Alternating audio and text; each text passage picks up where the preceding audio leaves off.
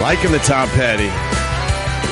Running Down a Dream. We were discussing Tom Petty before the show, and we decided to play one today.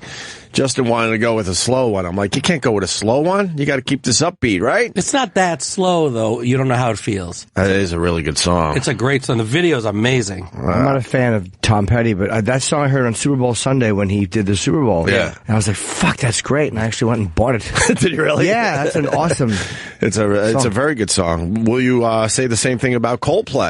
They're playing the Super Bowl this year. I don't have any feelings about them, negative or positive. I used to really like them, actually, and until I felt like they started sounding the same in every song, and then I kind of tapped out a little bit. But I think they're going to be good. They're going to be good for the halftime show. I guess they couldn't get, Guns N' Roses is probably who they really wanted, but they just... you think? I'm sure that if they could have got them, they would have taken Guns N' Roses, yeah. I think Axl's is still a little too unpredictable.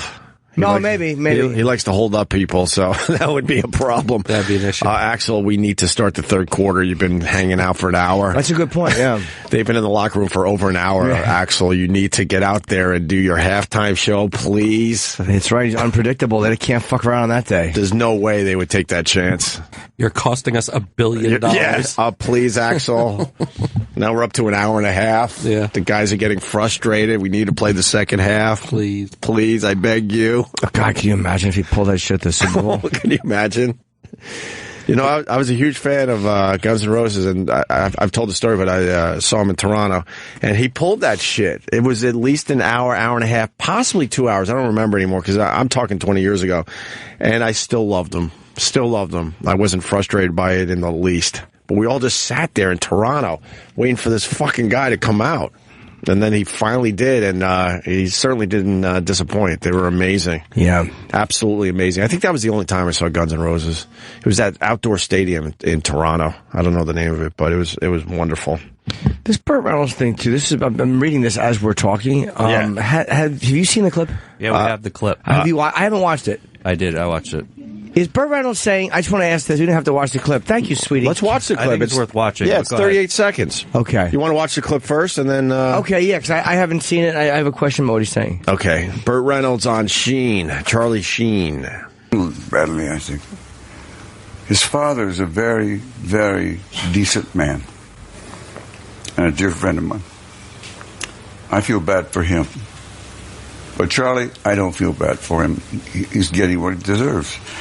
If you're going to misbehave like that, then they're going to get you. You don't have any sympathy for him, then, you say, because of his lifestyle? Charlie, no. Yeah. No, he deserves it. He misbehaved badly, very badly. But when you're that age, it's tough. All those things are coming at you, and it's difficult. I don't think that's... My question was, because he said they're going to get you. Yeah. Was he saying that he deserved it, meaning he deserves the amount of criticism he got or the lawsuits? He didn't sound like he said he deserved HIV. He said they're going to get you. I thought he meant his demons are going to catch up with him. Oh, maybe. Yeah. Okay. I don't think what he said is that terrible. No, it's not the nicest thing. But it's definitely not a nice thing to say, but... I don't know. Wow. Yeah, Burt Reynolds is playing the part of a jerk. This article says he's playing the part of a jerk after telling a British TV show that Charlie Sheen got what he deserved.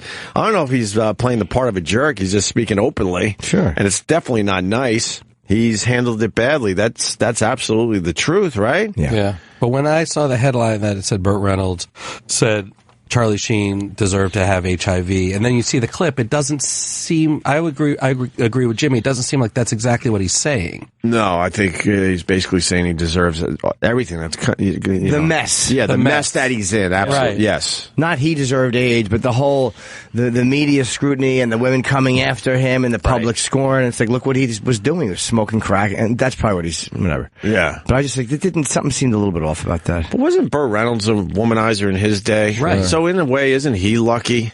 I don't know if Burt Reynolds went to the extent of smoking crack with Sally Field. Yeah, but then again, Burt Reynolds was domestic violence. You know what I mean? He had those. He had problems. He had his demons, but he most likely wasn't smoking crack with Sally Field in between takes. Of whatever. He's 80 fucking years old, man. Yeah. He looks 80, he's 79, 80. But the fact that Burt Reynolds is 80 is really, I guess I've always thought of him as like a 55-year-old guy. But he looked old when we were growing up, don't you think? After Boogie Nights, he started to really look. Oh, Boogie Nights, he was old. And Boogie Nights, that movie's got to be almost 20 years old at this point, huh? Yeah, probably. Wouldn't you guess? What year did that come out? 90. You know what? I'm going to guess 95. 95. 97 for Boogie Nights. So we're pushing almost 18 years for that movie. All right. Well, the front page of the Daily News. Oh boy, are they giving it to Trump. I just tweeted this cover. Every once in a while, I'll tweet the cover of the papers here in New York because they're just so ridiculous. This is ridiculous, right? It's a little silly, yeah. The Daily News, it says, when Trump came for the Mexicans, I did not speak out, as I was not a Mexican. When he came for the Muslims, I did not speak out, as I was not a Muslim. Then he came for me. And then it has Trump basically beheading the Statue of Liberty on the front page of the paper. I just don't like that the only time they are going to address a beheading like that is with Trump, who's never sliced off a head. Yeah. But, how about you address that in the fuck with the couple who just shot up everybody? Sure, exactly. Text based on the poem First They Came by Martin Niaml or whatever, however you say that. Trump's anti-Muslim plan trashed. Yeah, a lot of controversy on this one, huh? Yeah.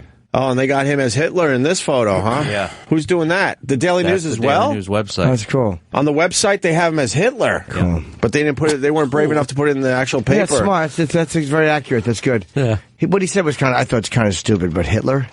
A little, That's pushing it a bit, don't you think? Yeah. How is that?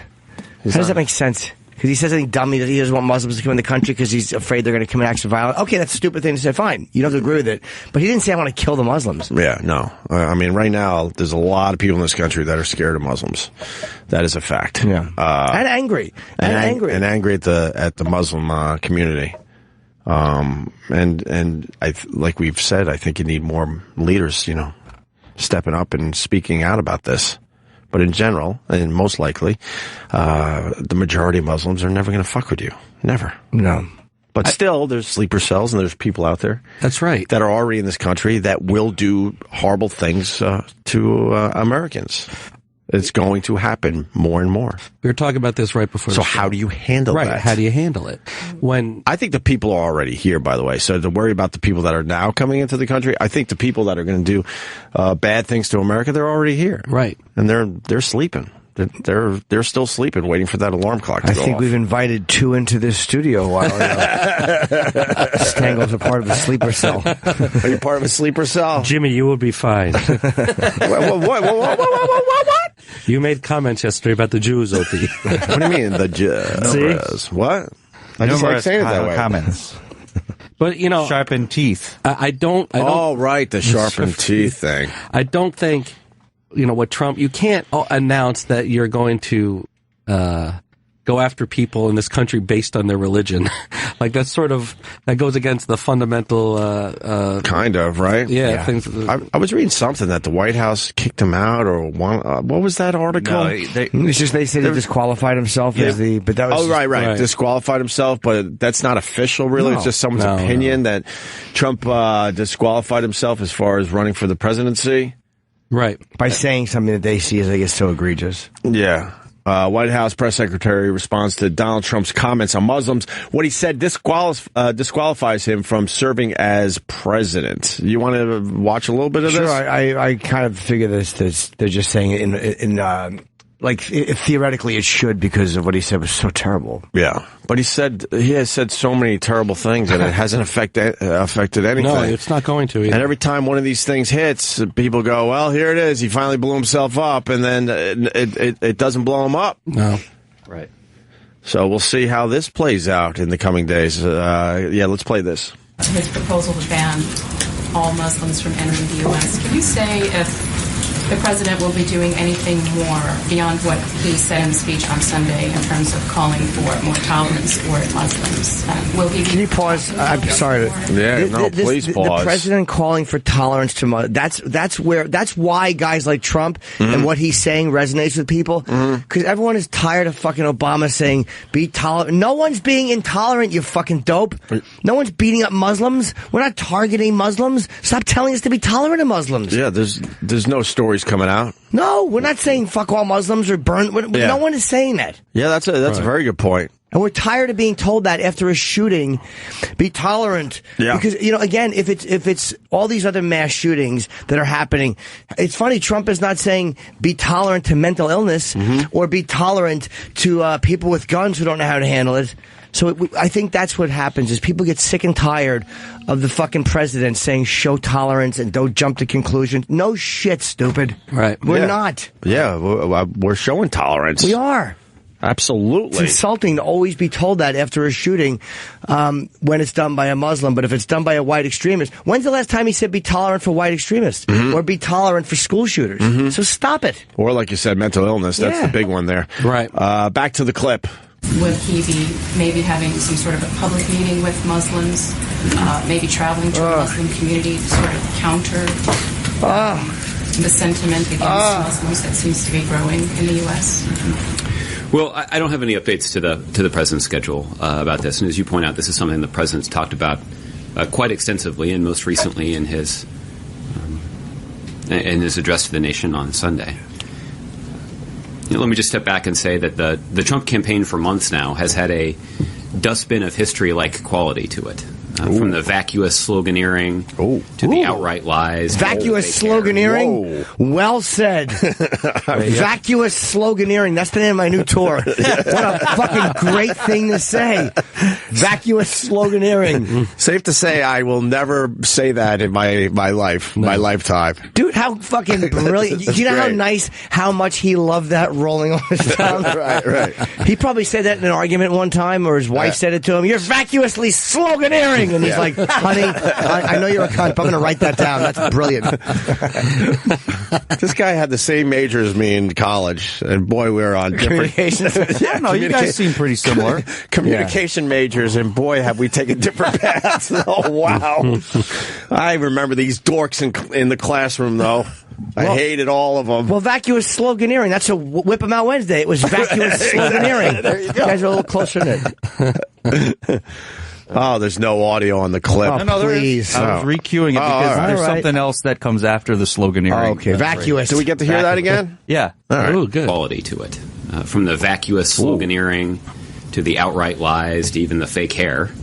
The whole carnival barker routine that we've seen. He went after his fake hair, guys. Wow. I don't understand why they're doing this. Like, this clearly is pre-planned because he's got a sheet of paper in front of him. Wow. He's planned Yes. to talk mention all about this. That bombed. Boy, did that bomb. Boy, did that bomb. I'll take vacuous sloganeering. And he doesn't acknowledge it. He just keeps talking like that was a legitimate point. Yeah. Wow. You think he got that from Jeopardy? And he wrote it down and just said, "I'm gonna work this in." Yeah.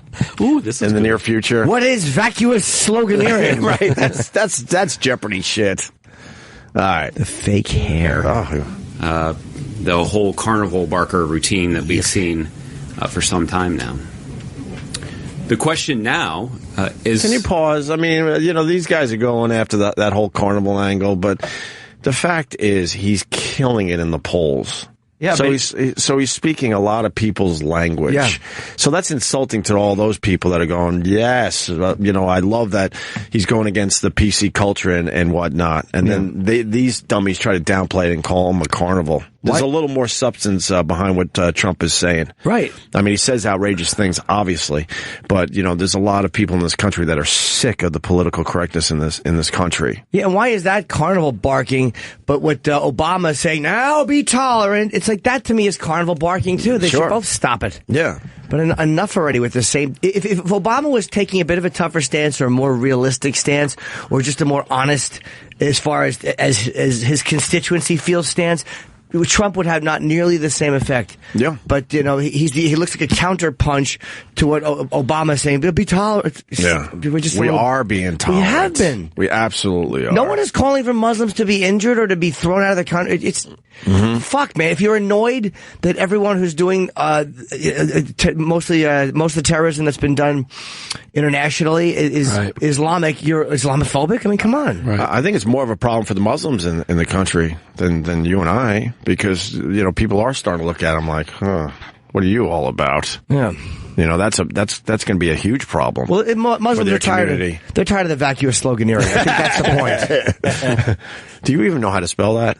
If you had to. VAC. Let's try this. VACUOUS would be vacuous. Vacuous. Okay. Sloganeering. I'm going to guess it'll be SLOGANEERING. Very good, Jimmy. Did you get it? He got it. Yeah, I mean, in high school, vacuous sloganeering was the name of our it was the North Brunswick Raiders, but vacuous sloganeering was what they would chant. So I guess I have a bit of an advantage going. Oh, yeah. The cheerleaders? Do they have a cheer for that? Vacuous sloganeering. Isn't that the code for the pre-sale on your new tour? Yes, it is. Oh, God. It'd be funny if everyone forgets Norton and remembers vacuous sloganeering. God, I like the way that sounds, vacuous sloganeering. It's a big day for Jim Norton, people. Pre-sale. Wake the fuck up. It's the pre-sale for his theater tour. At 10 a.m. Jimmy taking that next step in his career, so it's very exciting. Starts at 10 o'clock today, 10 in the morning, and the code is Norton. And I've turned, honestly, from way back when Pete wanted me to do a tour like this, I just didn't do it. It's time. Yeah, it's stupid that I didn't do it. It's time. You're going to do very well. And for the people out there, you're all looking for that Christmas gift. There's something different. Get Jim Norton tickets for Christmas for somebody. That's right. It's somebody perfect. you hate. Yeah, somebody who wants anything but. Tell them you got them from another comedian and make sure it's mine. I got your tickets for Amy, really? No, come on, man. Gotcha. Jimmy kills it every time, and he's coming to a city close to you. Go to jimnorton.com for all the tour dates, but pre-sale today at 10 a.m. And the code is Norton. All right? Let's go back to this clip. Yes, I want to see the rest of this. About the rest of the Republican Party and whether or not they're going to be dragged into the dustbin of history with them. Saying dustbin. And right now, the current trajectory is not very good. Oh, God, shut up. Earlier this year, House Republicans elected to their leadership somebody who famously bragged to a reporter that he's David Duke without the baggage. Earlier this month, we saw that the executive director of the Senate Republican Campaign Committee was advising candidates about how they could ride the Trump wave. Do you know what's amazing to me? Why am I annoyed that the White House spokesman is speaking like a guy who agrees with all of Obama's policies? He's the White House spokesman. Yeah, how dumb am I to expect him to be unbiased? But do they usually go after Not like that. the Republicans this egregiously? I'm trying to figure out what the strategy is. They here. see him as a real threat, I think. They see him as a real threat, and he's got no one to answer to, so he's saying whatever he wants about Obama's policies and about anything that's going on in the world. But I might be wrong. I feel like Trump has sort of started to hang himself here with this Muslim thing. And we've said that 5-6 times. Yeah, in this process. I think the difference here is you're going to start to see the Republican Party maybe say, you're not representing our views. Mm-hmm. And then they could eventually push him out so that they can have one of their own who has the rhetoric of the Republican Party represent them in the presidential election. If they push Trump out, hear me now. They push him out and he decides to go third party, the Republicans are fucked. They are. But they're fucked now. Well, they're hoping they're maybe losing. They are, but they're hoping that they could, beat him in the polls. But if you get him as a third-party candidate, say hello to Hillary as your next president. But to what Eric, it's not going to work for them in the end. They're in a weird position, Eric. Absolutely. I don't know the answer. Their best shot is they got to hope that Rubio or Cruz could really, keep moving forward and growing in the polls. But Eric, it's not going to be Ben Carson, as we know. No, it won't be. It's going to be none of the other guys. It's too late for the other guys. I think Ben and Al. Nobody wants to see Ben and Al. Nobody wants to see Ben Carson and Al Roker in the White House. Of course. But Eric, if Trump is saying all this stuff, and as we were saying before the show, you go on Facebook, what he is saying is what a lot of regular people are saying, right? And Hillary is coming out speaking against Trump and speaking against what all of his policies that he's proposing. he could, in theory, beat Hillary. Nah, but I thought you said spider on my right. Yeah, I thought you saw our spider. No, I thought you said... Just go on your Facebook. Crawl like you crawl for the fucking jihad.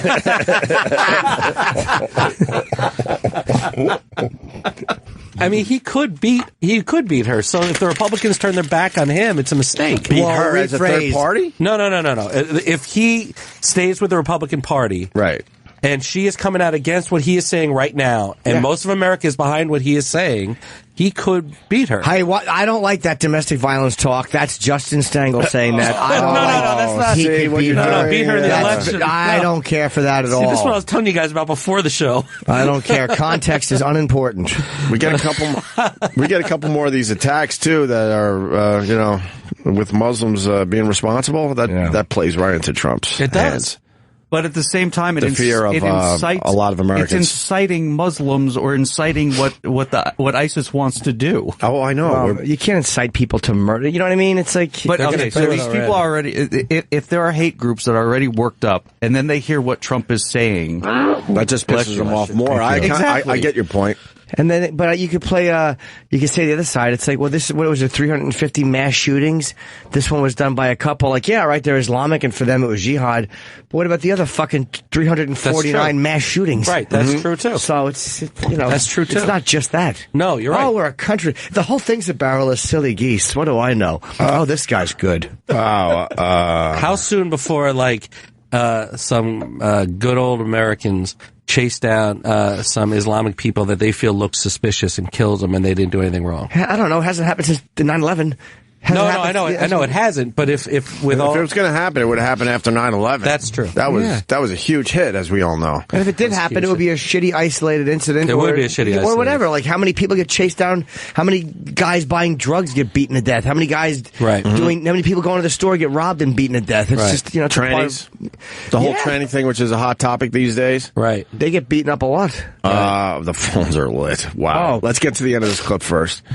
I'll straighten out any political questions people have. They are. I'm just saying right now, we're all in over our heads. Yeah, we're in over our heads. I know. I don't know this shit. I don't either. I'm not going to sit here and make believe I know this shit. Yeah. We're just guys giving opinions. I try to watch as many different news programs as possible, and I try to filter an opinion and say some hopefully intelligent shit. Everyone who calls no one knows what they're talking about. I do. When someone says to me, spell vacuous sloganeering, I step right up and I go, vacuous sloganeering, V-A, and I barrel right through it. Yeah. You should have joined a spelling bee. I wasn't spelling bee. I came in third place in New Jersey when I was 11 years old. Really? Nope. He's lying. Oh, damn it. What's wrong with you? Damn it. But I'm always there to support Jimmy. But give it a appreciate second. that. He always falls apart. He panics. I do. I fucked up. All you have to do is wait 2 or 3 seconds, stare in his eyes, and like Colin Quinn, he's going to fold. Yes, I do. I start crying. Yeah. I fucking made it up! That Colin Quinn clip I've watched over and over again. How he fucking has a great story going, and then he turns into Keitel at the end of Bad Lieutenant. He just fucking loses his mind. But there's no pushing. That's the best part of that. Hey, Carl, what happened then? I lied! It's just like, we didn't care enough. We weren't pushing you. Let's go back to this guy from the White House. And just today, the newly elected Speaker of the House said that he would vote for Donald Trump for president if he's the party's nominee. Now, I know that each of the Republican candidates has already taken an oath pledging to support Donald Trump for President of the United States if he wins the nomination. But the fact is, the first thing a president does when he or she takes the oath of office is to swear an oath to preserve, protect, and defend the Constitution of the United States. And the fact is that what Donald Trump said yesterday disqualifies him from serving as president. And for Republican candidates for president to stand by their pledge to support Mr. Trump, that in and of itself is disqualifying. Yeah, this is just a very smart move by them. They're just using this to smack all the Republicans. That's all. They're panicking. Yeah, it's a good move for the White House to smack the Republicans a little bit. They know this is a real thing happening with Trump. Yeah. I don't know if this hurts him. I really don't. I don't know. I have no idea. All right, so we got Jimmy Carter said the exact thing about the Iranians when he was running for president. Let's see, something that you're missing. Jim, you're full of shit saying we are tolerant of Muslims. Well, I'd like to address that. Let's go to Chris. Chris wins. Chris in South Carolina, go ahead. Hey, what's going on, boys? Hey, man. Chris? Hey, Jimmy, I just wanted to say that, you give Obama a bunch of shit for saying that, we're already tolerant of Muslims, not doing anything. But doesn't Trump's argument fly in the face of what you're saying? No. That shows a complete intolerance of Muslims. No, it doesn't. How can you sit there and say that we're already tolerant of Muslims when there's the person leading the GOP is intolerant of Muslims? I'll tell you how. Because what I'm saying is the reason Trump's remarks resonate with people is because we have been hearing for years from people. And again, I don't hate Obama, but I'm just tired of being told every time there's an attack that's, for jihad or whatever, and the people say we're doing it for jihad, instead of just coming out and going, yeah, this is an attack by Islamic radicals, and their motive is because they want, with the caliphate or whatever, however you say it. Caliphate. Yeah, he comes out, and the first thing he says is, now let's not jump the you know what I mean? The first thing he says is about, let's not penalize all, and it's no, I'm not. Don't insult all of us and imply that we're going to go drag Muslims out of stores, because that's just not happening.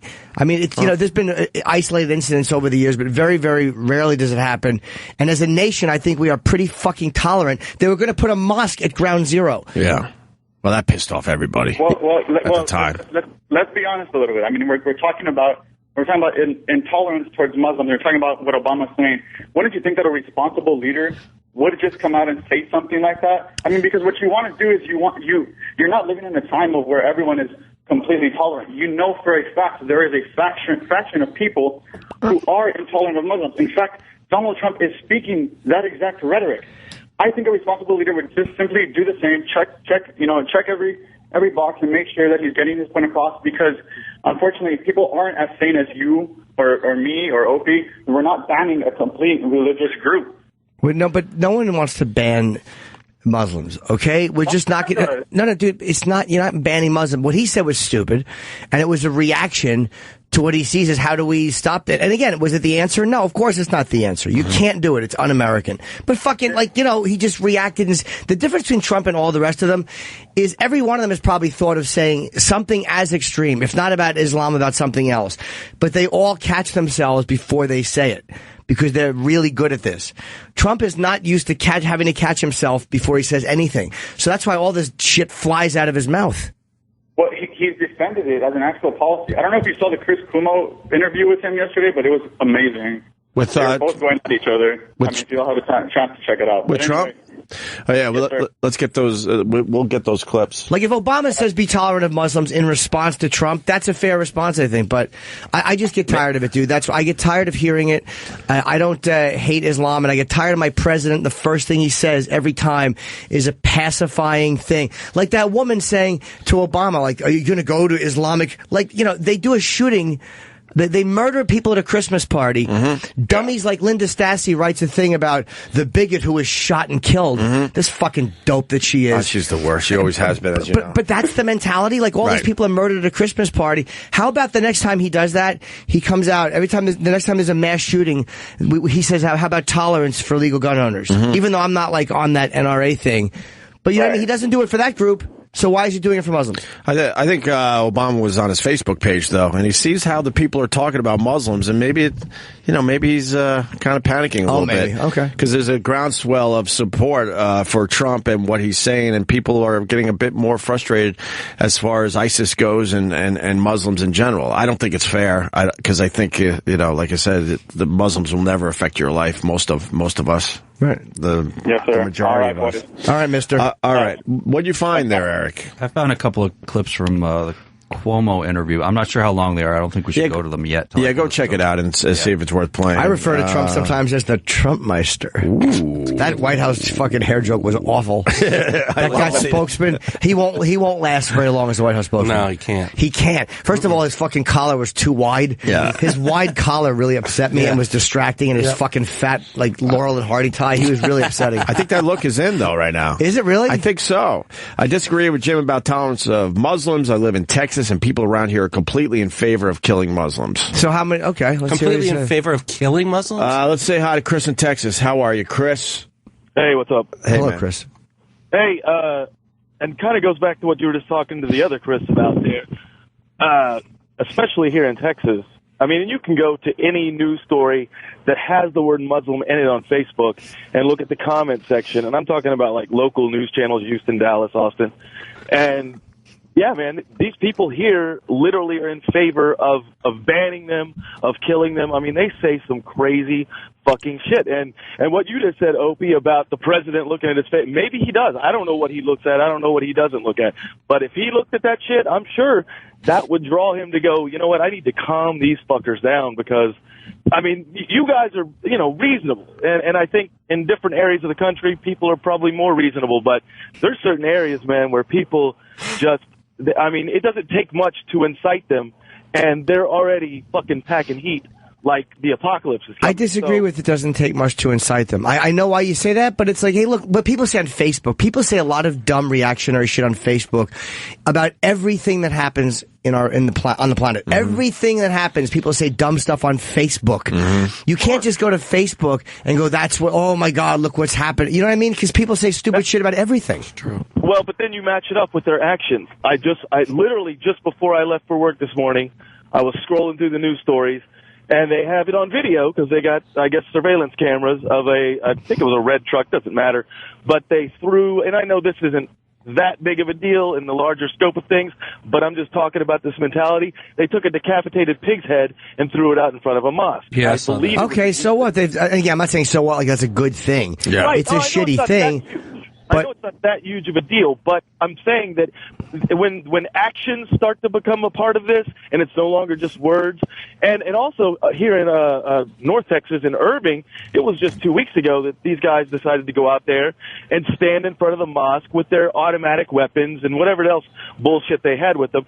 And again, they didn't actually shoot anybody, but it's really fucked up, and it really starts to show that, you know, hey, maybe as a president, that's your job, is to kind of tell everybody that, hey, pull back a little bit, because why wait until somebody does shoot one of these guys in the face? I don't have a huge problem with what Obama said, but I also think the Muslim community, they got to start speaking up. They're definitely quiet, and I just don't see it happening. I see it here and there. You get some Muslim leaders on CNN or something speaking up, but I think it has to happen a lot more. I really do. Sure, of course. I mean, they need to, you know.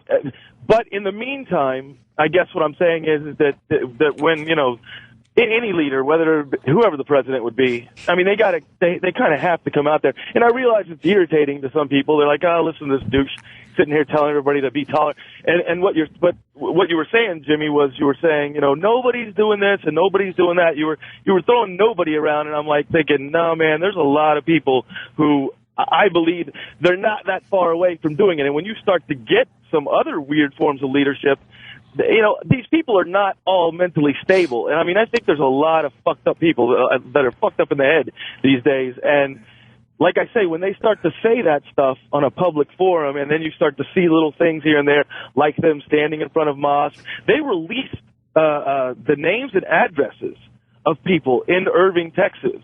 They released names and addresses, not only of the people there that were Muslim, but people that they said were sympathizers, which I don't know how the fuck you would know that. Then how about, okay, cool. But how about this? Then how about the president have such the way he's saying stuff like that? How about he says something to the imams who are preaching this kind of stuff? Like, how about tolerance for Jews or tolerance for other groups, to the people who are preaching this rhetoric, which is inspiring jihad? Like, it's an unbalanced thing. I mean, I don't want to see Muslims injured, man. It's unfair and it's shitty. And I should say nobody reasonable wants to see Muslims mistreated. Yes. They're Americans. They're American citizens. I don't want to see them not treated properly. But take your jihad somewhere else. Oh, we don't need the jihad. Down with jihad, we all say. You go home with that. Thank you, sir.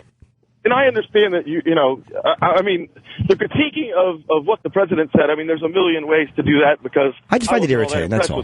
Yeah. I wasn't all that impressed with it either, but that specific part, I actually, again, living here and kind of reading the things that I read and seeing the things that I see, I'm kind of like, yeah, I mean, I don't think that they're going to listen. I mean, that's the other problem with it, really, I guess, is that the people that he's talking to literally hate him so much that, you know, I think most of them believe he's a Muslim. So, you know, I mean, you put that together and, right. You know, he's really not going to get anywhere with saying that, but I understand why he felt like he needed to say it, because look, if if the shit went down and and people really do start to act on that, nobody's going to be able to go back and say, "Hey, man, why didn't you address this before this happened?" Right. Well, but the next time that you're probably right.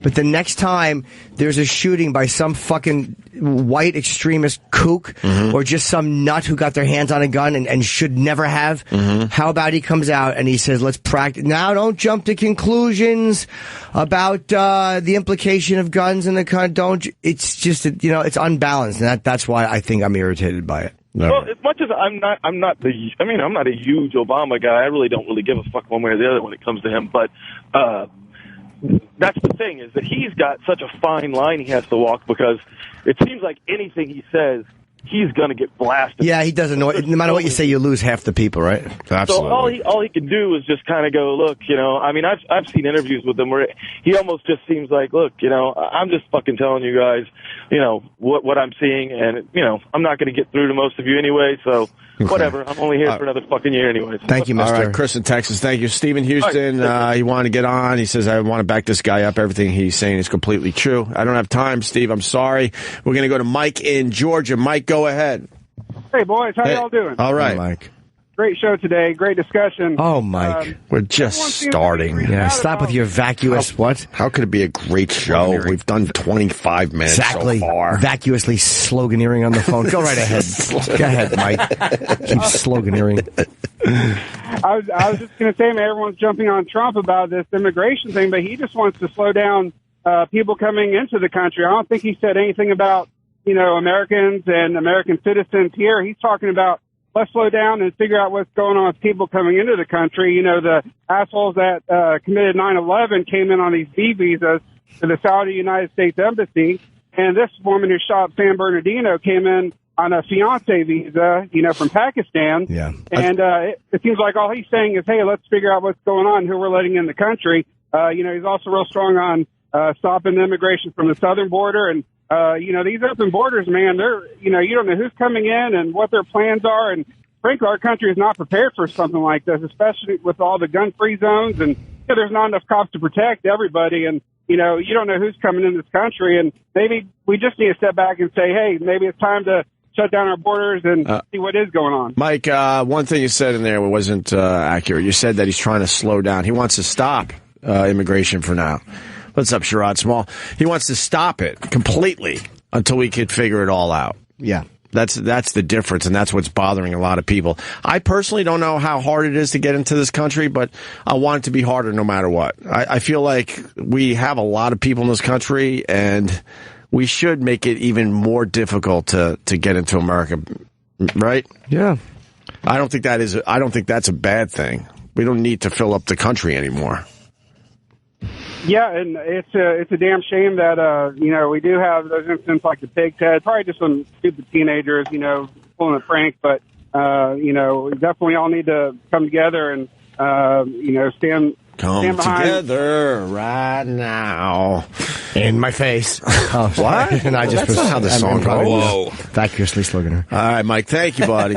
Yeah. Now, Jimmy, you mentioned the tolerance thing with Obama, and it made me think about how he doesn't speak out when it comes to the cops.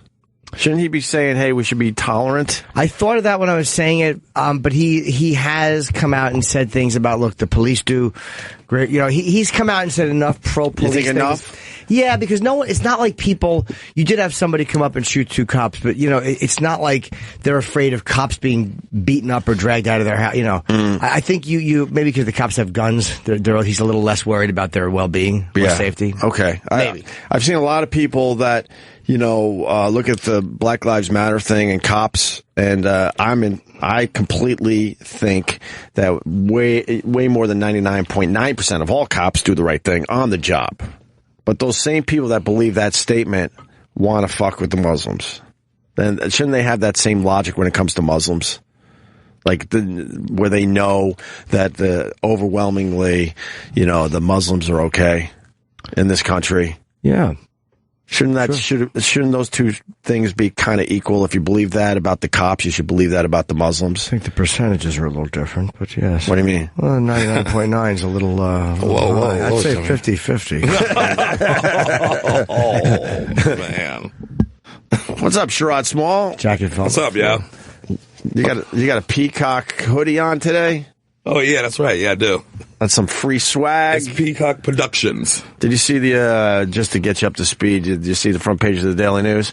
When Trump came for the Mexicans, I did not speak out as I was not a Mexican. When he came for the Muslims, I did not speak out as I was not a Muslim.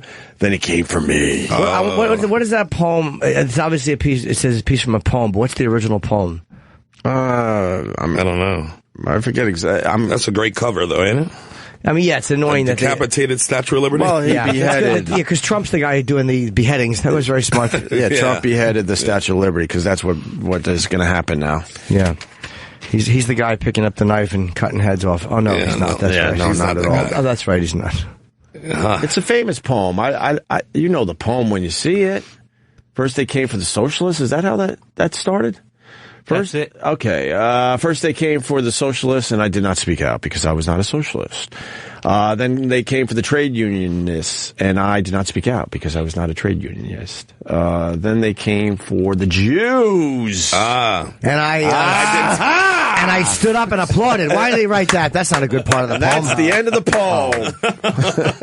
See, again. Oh, sorry. Got a little excited there. This is why when Eric and I do what we have to do, we're going to look after Jimmy, and we're not sure about you. When the revolution starts, y'all going off Opie? When we're giving our orders. That's right. I'm going to hide behind Justin's leather Tuscadero fucking jacket.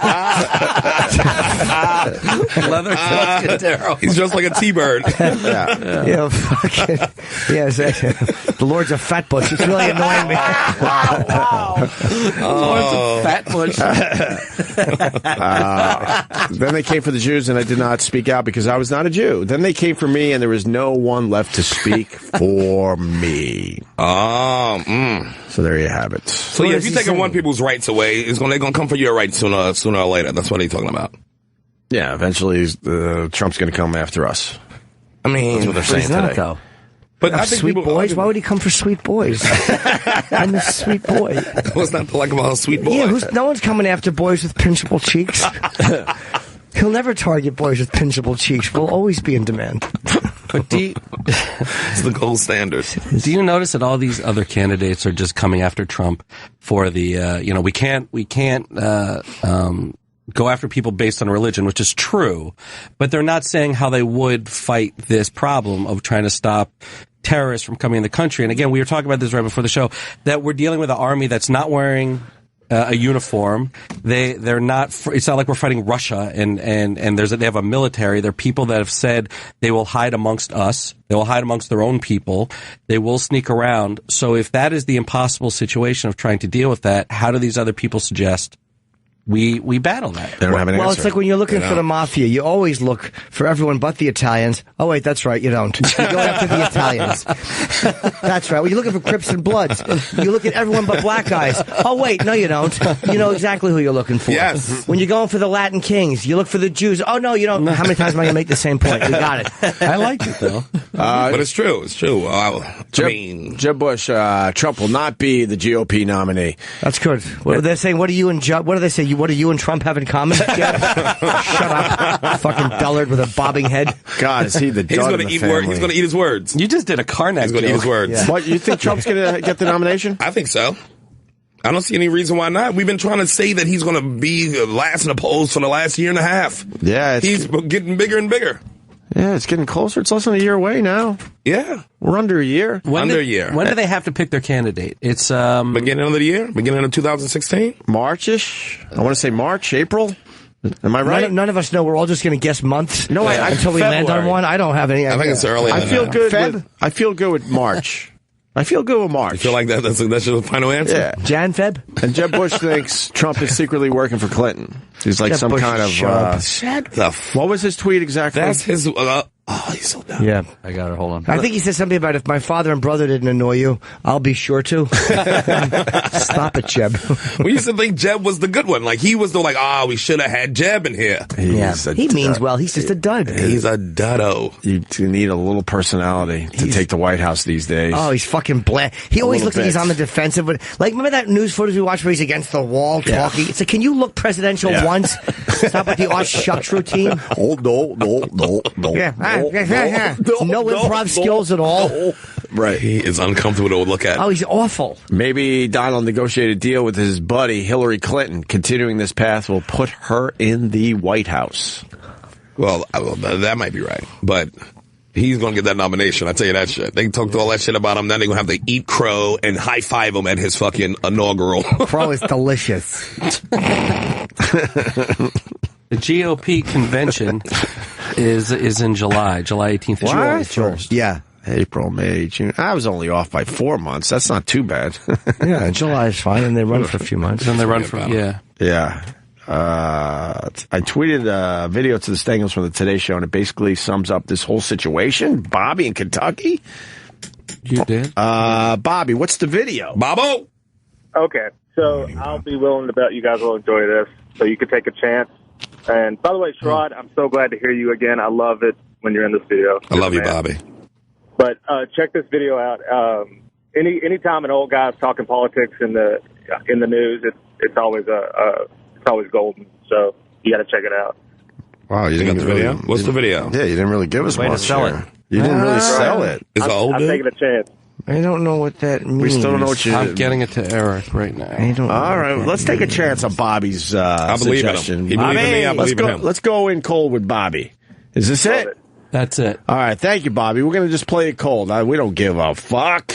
We're almost done for the fucking year. Well, we got like 7 or 8 shows left in the year. I don't count. I like to experience. Oh, I'm counting. I'm down to blast off. Just because I just need a break. It's been a wonderful year of radio. Nice vacation would be nice. But it's time to just settle down for a little bit and take some time and relax. I hear you. All right, let's play this damn thing.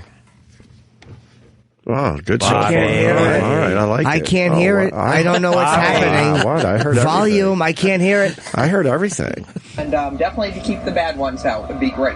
Who's cutting off people's heads? Who's bombing buildings? Who's bombing airplanes? It's not the Christians. It's not the Jewish. It's not the Buddhists. The Jewish. It's the Muslims. You got that on camera, Sport? Bobby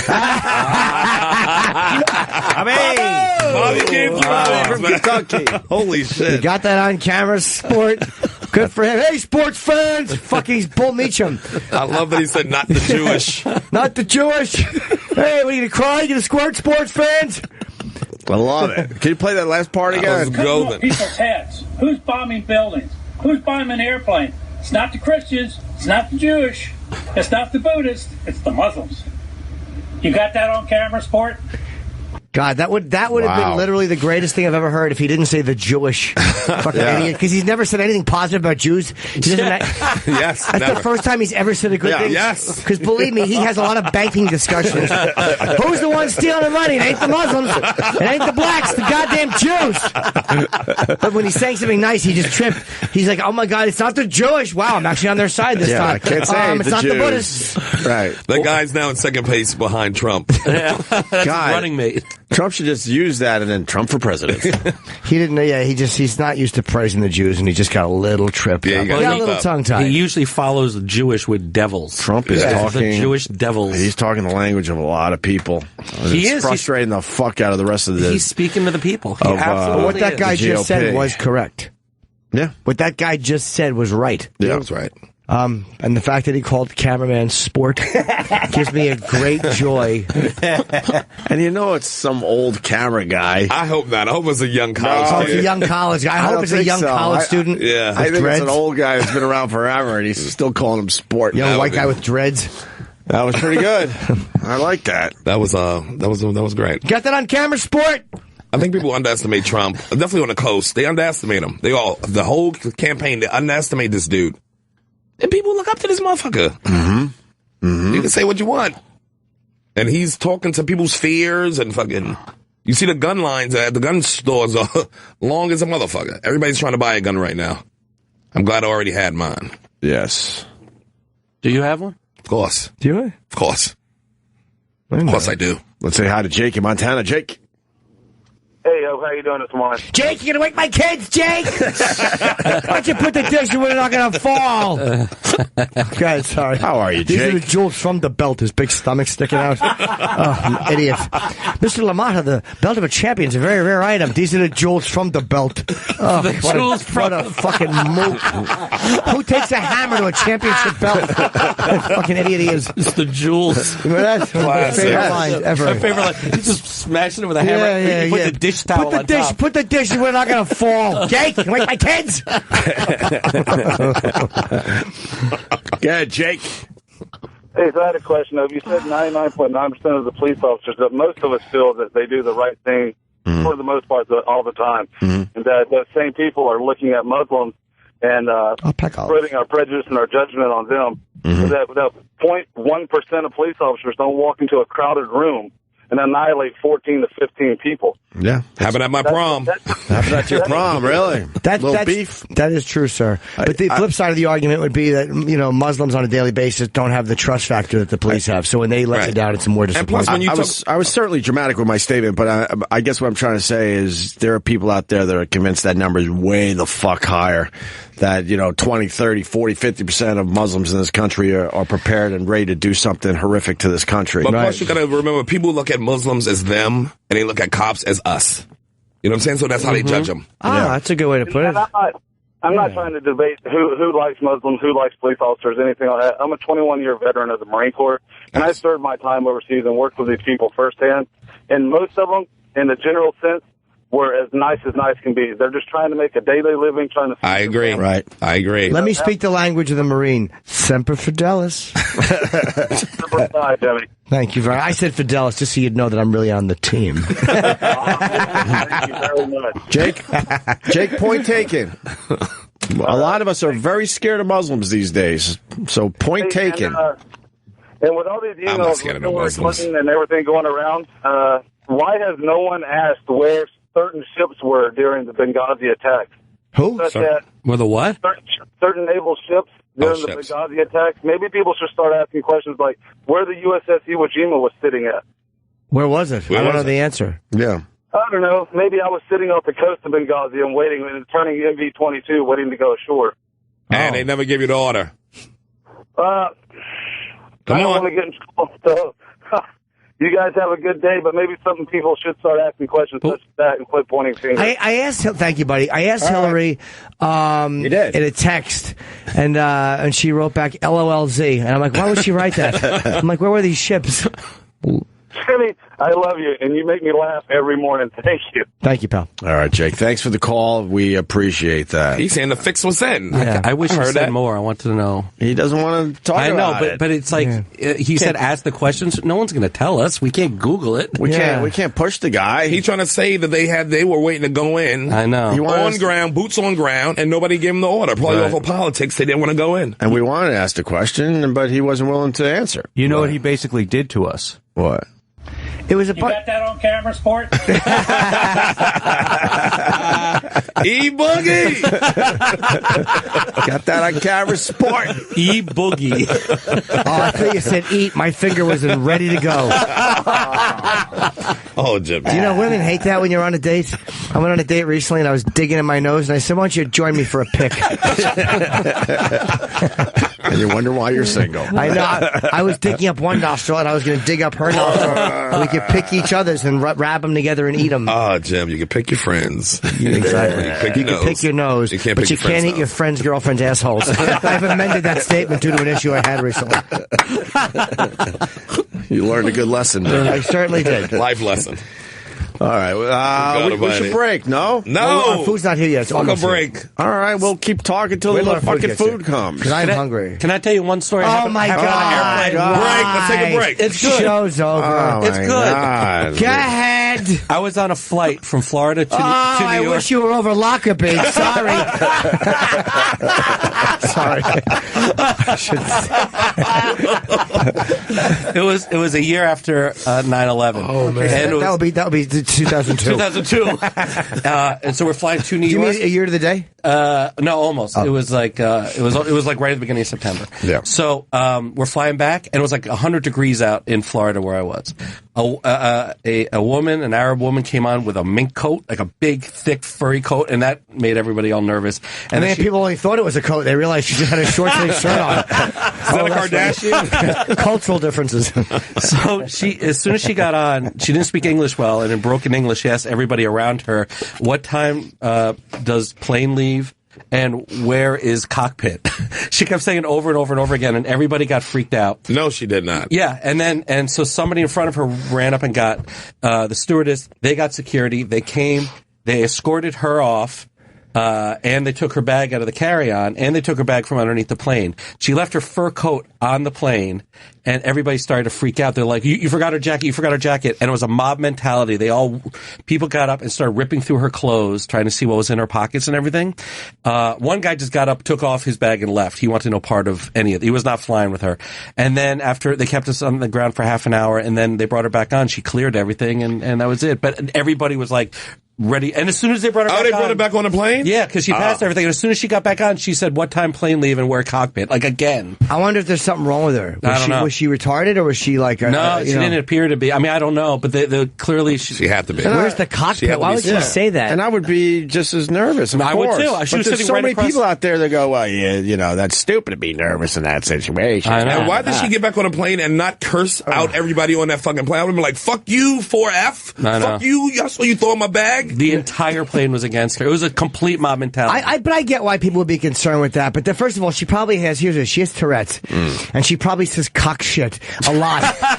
She likes to say cock shit. It's like, the people with Tourette's, when they're around black people, they'll yell, Nickels! Nickels! Because they've been trained not to say the bad word. What's cockpit? Cockpit! Because she wants to say cock shit.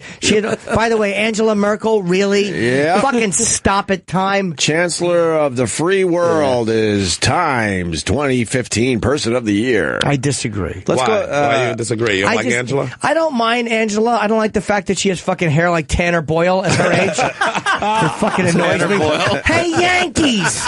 She should be throwing a trophy at somebody. She annoys me a lot. Hey, Yankees. Give me the list, because they did all the places. Yep. So we were down in the top 8 yesterday. Oh, top 8 yesterday. Want to count down? Let's count. Yeah, let's count down. So where did everyone 7. finish? 7 was Caitlin. Now, Caitlin should not. You know what? I don't know. Who finished 8th? Who came in right Caitlin behind need to get Caitlin? some of this I hope dirt. the ISIS guy, just to really annoy him. I'll give it to her. 6 was The Uber guy. The Uber guy. Let's call him the Uber guy. The ISIS guy is going to be extra mad today that he's got the time. 5 was the Iranian president. Okay. Black Lives Matter comes in 4th. Trump in 3rd.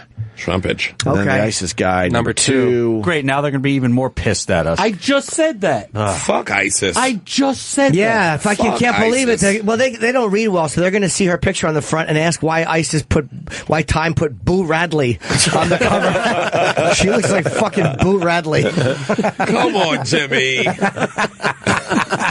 Justin, going back to that plane story. Yeah. Imagine she had a bomb and you jumped on it. How many people you would have saved? I was ready to. You would have saved the entire fucking plane. airport. Yeah. Now, they put in Angela Merkel in that Time magazine because... I'm not that big. Oh, you got it? For one, Germany's You got what I was economy... going for there?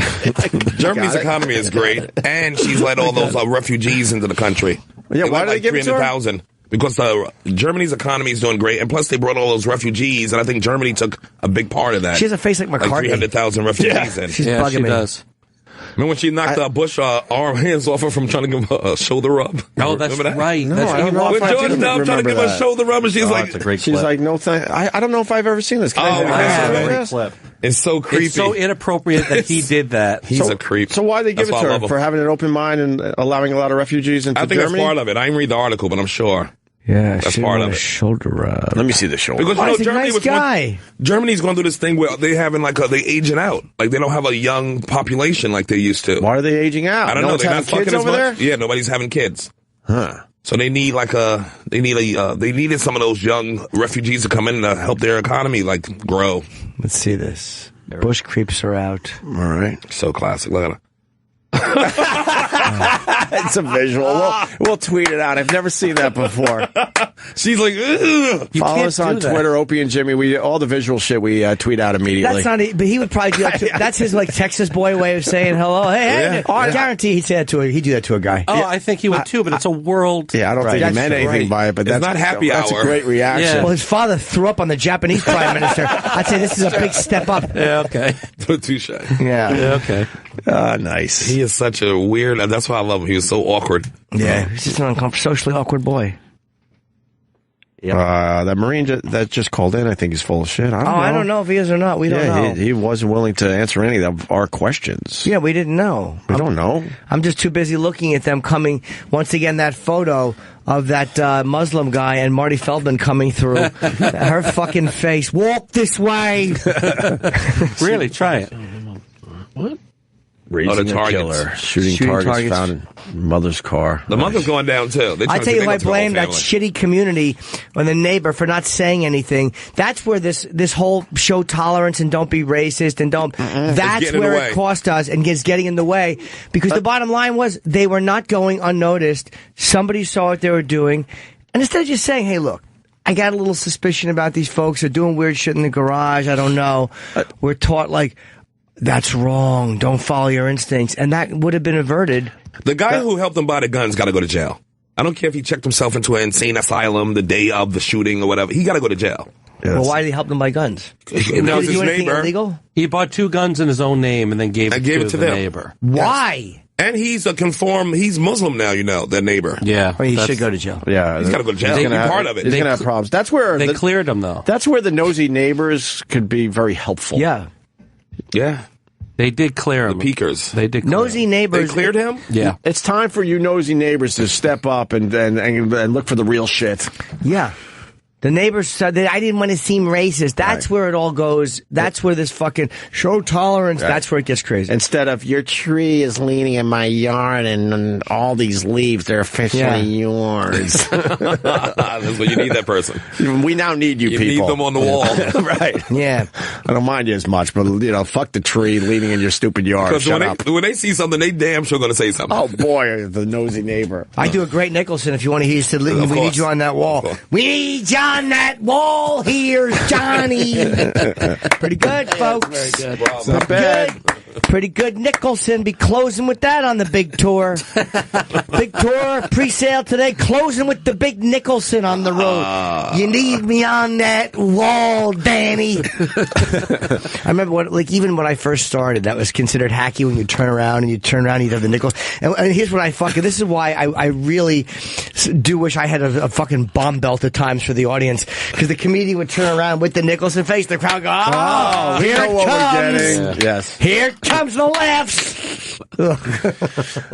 Jimmy's got the pre-sale starting at 10 o'clock tonight for his theater. No, this morning. They turn 10 around. a.m. Did I say tonight? Oh, Jesus. Do you know how mad my age is going to be? These are no ticket sales for 12 hours. This Norton's a bust. And then a weird jump at 10 o'clock at night. Yeah, all of a sudden, we don't 50 understand tickets. what that's about. No, 10 a.m. this morning is the pre-sale. You use the code Norton. Norton. Norton. All right, and you go to JimNorton.com to see if he's coming close to you. It looks like he's coming close to just about everybody. I have a bunch of comedy This is a clubs in huge tour. January. I got New Year's Eve in Rhode Island. But the people have been telling me, look, I don't know about this. They're saying that Foxwoods, a lot of good tickets are gone or it's almost sold out because they have been selling, and I didn't know that. Someone said that there's a Philly VIP thing for my Philly date that's been sold. I didn't know. Like they started selling before. Yeah, sometimes these VIP things, they don't tell me. They just do it on their own mailing list. Right. So I had no choice saying that. So I apologize if that's happened. It had nothing to do with me. So just go to JimNorton.com at 10 a.m. and get the links. You can get somebody pregnant on this damn tour. There's too Pre-sale much is dates today. out. Yeah, there's a lot. There's a lot of fucking 35 dates, and there's probably going to be more added. I'm very happy that the pre-sale is happening at 10 a.m., but Yes. I look at my screen here, and the porn queen just tweeted Happy Hump Day. So let me take a look. Who and is then that? our pal Ron Jeremy retweeted it. Who's the porn? Is she I'll tell you coming one in? thing. Her ass looks really good She got a jiggling. great ass. I love girls with forearm tattoos when they're fucking. That's Happy Hump Day now on Twitter, huh? Yes, a sleeve. Wow, okay. She got a nice sleeve. Ass is jumping. Hello. The sleeves scare the fuck out of me. Do they? Yeah. Jimmy like to see it when Why? when girls having sex. Why do they scare you? I'm glad I'm not single. Why you don't? Why? I don't want to deal with fucking full sleeves on women. What is it? I don't know. Is that feminine? Old school or something? Yeah, okay, I get it. I'm not having a tough time wrapping my head around that, where the women are going full sleeve. Full sleeve. With their tattoos. But those girls with full sleeves know how to fuck. Yeah, they do. They're good girls. Come on, E. I see you in there nodding. You scared of tattoos too? You ever dated a girl with a sleeve? I come from the world of the small tramp stamp. When they used to be small. The tiny ones. And then they went to giant, where it takes, took over most of their back. Yeah, I still like I come from a different time. Yeah, but the tramp stamp was the big one in the 80s. And nice. That was Just the big nice. one. Nice and cute. Yeah, a little something there. Or a little butterfly tattoo on the ankle. That's where the era I come from. I remember. And now they're full sleeves. And, yeah. Oh, my God. A few years ago, when you start seeing them on women's arms, like where a guy would have it on the upper arm near the shoulder, it would be like, that woman will knock your teeth out. But now it's more common. It's sexy. I get the sexiness of it, but... It used to be just cool and like dangerous people with tattoos when we were young. Yeah. Now it's just any fucking loser. It's true. When did that happen? When did that take place? When all of a sudden, Allen Iverson. Was it? No. I mean, 90s. In the 90s, when girls though, when girls started getting more tattooed, because girls when I was in high school didn't do it at all. But then the suicide girls started in like the 90s too. That same Every time. girl that fucked me wanted to join that. Believe me. That's a different group, I think. That's the I made a bad decision. You got that on Camera Sport? Guys, the greatest. He's the best. He's about, I would say, at least 75 to pushing 80, this guy. Yeah, right. He should be outside a bank going, keep us soft drinks, keep us soft drinks. Keep us soft drinks. Attica! Listen to fucking Coppins all day afternoon. It's fucking Durning. Charles Durning. Charles. Yeah, damn. Good old Charles Durning. Yeah. He's dead, right? He's dead. Yeah, we had some beers in here. Keep us soft drinks, keep us soft drinks. I love that guy. I love his mother in that too. Run! Ma, where am I going to go? Run! We got our food, so why don't we break? Jim Norton pre-sale for the big theater tour. That's the headline. 10 a.m. Tickets start selling as far as the pre-sale go. Norton is the password. Starting in Chicago, I go everywhere. Michigan, Wisconsin. I do have Boston. I do have Connecticut, Philly, Jersey, Denver. Everywhere. I'm going everywhere. Be safe in Chicago, Jimmy. You know what's going on. I will. Believe me. Okay. I'm not going out in Chicago at all. My gig is in the. There's a new comedy club where they used to have the Cabrini Greens. That's where my gig is going to be. I'm kidding, of course. It's in the fucking Vicks here. I'm just thinking of the worst projects in Florida, in Chicago. Yeah, no Florida dates, but again, just I Tampa. don't even know the projects there. I know them very well because I was a gang member. Oh wow, really? Yes, I was. I was a part of the Hustlin' Ninnies. I didn't think I'd be what a bad gang to be. The Hustlin' Ninnies. We'd just show up and hustle you out of your bucks and get the heck out of Dodge. Did our hotline change? Because Stunt Brain's all fucking pissed off and wanted to get in on that discussion, the Trump Muslim thing. What does that mean? Did our hotline... He goes, hey, Ope, tried to call in on the Trump Muslim Merkel stuff. All those callers were full of shit. I think Sirius changed the hotline next time. Did it even ring, the hotline? Maybe Iraq was ignoring him. Iraq makes a lot of editorial decisions in there. All right, give me the phone number for the hotline. Liberal. All right. A liberal. No, lib. Just tell me it. No, I'll send it what? over to you. Why? I'm not giving it out. No, if you gave it out, people would probably Everyone call. wants Really? to call. They won't call because No, clearly... they won't call. They'll make sure they don't call so Stunt They Brain know can get in. that number's not for them. No, Exactly. they know... Yeah. North Face co-founder died in a Patagonia. kayak accident. Like what? Isn't it amazing? Rich people. Hypothermia. Oh, did it turn over and in froze? Chile, I think. Was he Patagonia, testing a new whatever jacket? that is. Patagonia. They make a wonderful jacket. Yes, Opie. All that money. A bit expensive, though. Yes. Like to be that rich and to die doing. Stop fucking rich guys doing this venture shit. But what else is he supposed to do? He's He an doesn't have to go. He doesn't have to do a 9-to-5er. No, here's how he should die. A fucking fumes leaked into his fucking Maybach. I can never say that as Maybach. Maybach is right too. You can say Maybach. Oh, Yeah. good. Oh my God, I'm so great. Well, he created a North Face, so that's an outdoorsman type of thing. So that's what he did his whole life. And was then he a froze to death. hiker and kayaker and died out there. That is true. He died doing what he loved. Yes. Yeah, he really did. I hate that horse shit. Jimmy, if you died doing what you love, what would you be doing? I'd be going. Oh, man. God almighty. Because there's just some blood-curdling screams going on as you're dying doing what you love. Yeah. So that takes the love part out of it, I think. I think you think you're going to pull out of it because you do it so much, and you don't. Who knows? All right, Stumper, and I gave you the hotline. And call back in about 10 minutes. We got to take a quick break here. Yes. Sherrod, Race Wars tonight. That's right. Today's Wednesday. Already, 7 o'clock. You got Artie Lang. Artie Lang and Gina Yashari. It's a great show, man. It's great. Check out the Race Wars on this channel every Wednesday night. She's hilarious. Every Wednesday night at 7 o'clock, 7 to 9. She's got some beef, though. She got some comedy beef we're going to talk about today. With who? Somebody's stealing a joke, she said. She's got some deal, like something going on with Russell Peters, so we're going to talk about it. Ooh. Uh-oh. And did something happen with Kurt getting fired from a club or something? Oh, probably. You're right. We should get him. He did get fired from a club. For doing what? I don't know. I guess he told a really tasteless joke or something, or they didn't like. Did he post something on Facebook that they read, and then they decided it wasn't up to community standards? Oh, I don't know. Really? Where was something this? like that. I thought You don't even know? That must have happened. I don't even know. This must have happened like this weekend then. Kurt went on a rant on his Facebook last night. Oh, that's what it is. So yeah. that's why he got fired, or he got fired? Was it about that? I couldn't really understand when Kurt goes off. He just starts. But what was he ranting about? This club or whatever it was fired him from a gig, but Okay, so- I didn't really understand the reason why. But they he just did went fire off him. on it, Okay, yeah. so you Guys. answered my question. So the rant was in response to being fired, not the Freedom of reason. speech, man. We Guys, deserve it. why don't we do this? Why don't we get Kurt Metzger on the phone? You got to get him on the phone. Yeah. Is he awake? Let me And then see he if he's on. could explain. Let's Yeah. all We text should get Kurt him on the Metzger phone. and try to get him on the phone. Cause We should get Kurt Metzger on the phone. We should try to get him on the phone. I don't have his number. like- You have his number, Opie? I don't have his. I believe so. We You don't could- have I'm, it, Kurt? I'm joking. Oh, Jesus. We could give out I don't know what you, the though. hotline number. All right, we'll get Kurt on the phone. Yes, that'll be the thing to do because some shit is going down. Sport. Oh, what? Kurt, what happened? I got to find out what the fuck is going on. You got that on camera, Sport? Yeah, we do. Okay. We'll be back. We're back with Opie and Jim. Whatever happened to this guy? Who is it? Bob's kid. Jacob Dylan. Jacob Dylan, 46 today. Why are you laughing, E-Rock? Bob's kid.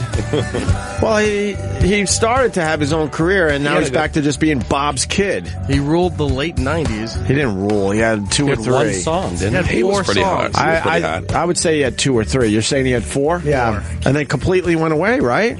Yeah. I'm sure he's performing here and there, but he's not really producing anything that people care about. That's a lot of hits, though, for somebody's son. That's true. And they're good songs, too. Yeah, they're good songs. You know, but I mean, if your dad's Bob Dylan, that's got to be tough. Sure. Right? To make even one hit song. Yeah. He wrote some of the greatest songs ever. He's written a few popular ones, yeah. But did Jacob Dylan always say it was a ripoff? I don't need to see the House of the Setting Moon. Boo. They're all derivative. Can't see E-Rock. If you could see the look on E-Rock's face, it's really not a pleased look. No, it's not. No, not at all. Yeah. Yeah, he was. I don't like this song. You don't like it? No, I don't. I wouldn't say I hate it. I liked One Headlight, 6th Avenue Heartache. What else did he do? That's He got it, laid, right? didn't he? Yeah, The Difference, Heroes. Heroes. Oh, you bet you liked that one, didn't you? Good callback. 3 Marlenas. Huh? 3 Marlenas, I think, was their last one. Oh, 3 Marlenas. Ooh. I don't know if I know that. We don't have to play it. No one cares. We should get Kurt Metzger on the phone. Yes. He got fired from a comedy club. That's. I want to know that's why. strange I'm sure to he me. does not care. Huh? I'm sure he does. Well, supposedly he was ranting on Facebook. I'm sure he cares that they fucking fight him with some bullshit. Like he can't speak freely. Right. He should have been a Muslim. They would have protected him. They're coming after you guys. Slowly but surely. Yeah, live comment. First, they came after the radio guy. Then Ann Coulter. Yes. Now us. Wait, how does it go again? When they came for the radio guys, I did not speak out as I was not a radio guy. When they came for the comic, I did not speak out because I'm not a comic. Then they came for me. That's right. Somebody should come for Jimmy. He's thinking He's up over the here road. tooting. That was 3 in a row? I'm standing up here. I'm sashaying my hips back and forth. And I'm dropping wind. You're loosening. Well, I mean, you're pushing out a little excitement because you got the pre-sale today. Yes, I am. I'm a little nervous about it. So all fear is being pushed out via my colon. Yeah. Let's go to Kurt first, and then we got Stunt Brain. We got two people that need to get some things off their chest. Right. Mr. Metzger. Hi, Good Kurt. morning, sir. Hey, man. There we go. We're hearing things. Even Sherrod doesn't really know what's going on. Supposedly, I have no idea. You got fired from a comedy club or something. I'm just going by word of mouth. I'm more outraged that you were hired, but go ahead. Yeah. What happened, Kurt? It was like 4 years ago. Okay. Oh, wait. I just now found out the reason, well, specifically why. I had like third hand. And the person told me, asked me not to say when I put that shit on Facebook. They're like, please don't involve me on there, so I won't say. But I didn't know why. Like, what joke? They just gave me this postcard that said, sorry you didn't connect with the crowd. Madison. I do know the story. Madison is a smart crowd who doesn't care for offensive jokes. They wrote that on a postcard and gave it to me. I used to have it on my fridge. I would look at it every day. Yeah. And, Kurt, are you on a speakerphone? It's a little hard to hear you. A little bit. Oh, yeah, hold on. My thing's broken. Here, wait. Let's see if that helps a little bit. Is that better? Not much, but It's all his right. voice. Okay. Continue. So it's Madison. Madison would come. Yeah, Madison. Comedy on State. And so I didn't know what I did that was so offensive, though. It was just stuff from my... But I found out it's this joke about... I did some joke about how... I had no problem with the Ground Zero Mosque because if it was up to me, I'd put a mosque on every important building we have for like protection, right? Funny. And that's the joke. That's offensive? That's a very good joke. The It's a great quote, joke. the quote that I was given was maybe that flies in the Bridge and Tunnel crowd, but in Madison we're a little better. Ew. God, they didn't say that. Ew. You're better off Is it not being there. despicable? Gross. Why would you want to perform in a place like that? I am. It's on my tour. Oh, You should Not start that with place, that joke. though. No, I don't mean Madison in general. Okay. I'm sure the people of Madison would enjoy a joke like that. You should have opened your show, Good People of Madison. No, they don't.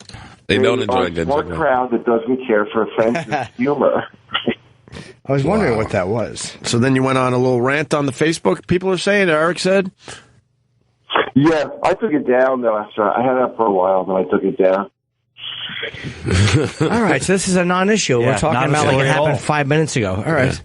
Yeah, it wasn't a huge deal. Well, I'm But, sure he'll be fired it was, from another when it comedy happened, club. I was like enraged about it for a while. Like, and What I night of the just never week did they knew fire why. you? I never had the reason. Yeah, they made it sound like it was very, very recent, but that's fine. Well, we like Kurt on the show anyway. Well, what do you think of what Trump's been saying? It's all the rage. People are just all over the place with this thing. I think he can do it.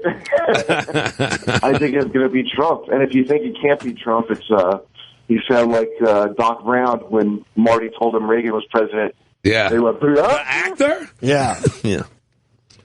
People underestimate Trump, man, and people underestimate Americans. Well, they're saying this time he's gone too far, and this is going to be the one that finally none is too far. Takes him out.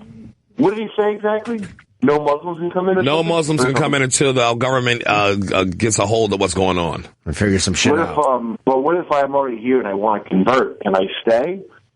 What he should have said is nobody else gets in until we figure out what's going on. Because it's the system. Yeah, that would have been a little safer way to say it. Nobody else get in. Everybody been like this. Oh, that sounds right. Let's take a month off of letting motherfuckers in here and fix our shit. Yeah, and really Well, take I haven't close like look at it. Is it like helping or hurting him that he said that? Is there like a pause? I think it's too early to tell. I think it's dividing the nation. I think by early next week we'll probably have some other poll that comes out, and then we'll see exactly if it had any effect on him. I guess it depends on if something blows up. Like if one more thing blows up, then another attack, it'll help him. It's more of it's more just vacuous sloganeering. That's what he's been doing. Kurt's like, yeah. I mean, All right. we'll see. We'll see how it happens. God forbid we have a few more of these attacks. It plays right into Trump's hands, right? I mean, it's like wag the dog. It's the same thing. It's wag the dog to get what you want in politics. It's like they have more explosions. Whoever's fucking preaching that to stop the Muslim is going to get the fucking bump in the votes. Yeah. All right. I don't know, man. I don't know if, I think you win the primary. I don't know if you win the whole thing. I don't know if he can win the whole thing, but it's a chance. I think it's more of a chance than people are giving him. To win the whole thing? Yeah. Because there's so many, cocky fucking Democrats will be like, no way, he's an idiot. It's like, yeah, you can I tell you why I want him to win a little bit? Yeah, me too. Just to shut them up. Just because the second he wins, I'm going to slide to Madison, Wisconsin, just to look at their faces. Yes. America needs a shake-up. It would be funny if you did that, just to walk in victorious, the comedy club, and they're like, what are you doing here? And you're like, I just want to see the manager. Oh, he quit 4 years ago. Really? Yeah, it's a whole new crop of people. Why are you here? Yeah, that guy was an asshole. Yeah, he was a jerk. We had to get rid of him. It's a family business. These two dippy girls. Yeah. They were in their 20s. That's why they thought it best to fire me. Oh, God. I've never been fired from a comedy club. Ridiculous. But since I know the person, I'm going to go ahead and side with the club. They gave me the money at least. Yeah. All right, Kurt, come see us soon, man. Let's figure this out. Whenever you want to come in, Kurt, you're welcome to come in. Maybe cool. Next week or tomorrow. I don't know. We'll figure it out. We got to see him in here. Okay. I'll see you tonight. Definitely next week at the latest, but maybe even tomorrow. We'll figure it out. Race Wars tonight, though, with Sherrod Small. Yeah, I'll see you tonight, nigga. Oh, I thought Kurt said that. He does. He does. Oh, he says it? That's nice. Well, we're close. That's what French should do. Yeah. All right. He just hung up. I feel better that happened a while ago, because I was like, Kurt's too established a guy for that to happen now. I mean, it doesn't make sense that would happen now. So that makes me feel better. All right, let's go to Stunt Brain. Stunt Brain. Good morning, gentlemen. I can't believe you didn't give Metzger a load of crap for taking down a Facebook post after he just talked about censorship. But it's been on for 4 years. He just took it down now. It's some time to clean didn't that he shit just up. rant about it, though? Yeah, he just ranted. Oh, I no, just he took found the out rant the down. Sometimes you say things, though. I don't think that's censorship. If you say something and you go, you know what? I was angry when I said that. I think it's only censorship if it's somebody else that you're telling to take it Yeah, down. that's exactly what happened. Well, I'm not surprised it was Madison, Wisconsin. Let's remember that's the birthplace of progressivism, where free speech is only allowed if you agree with what we say.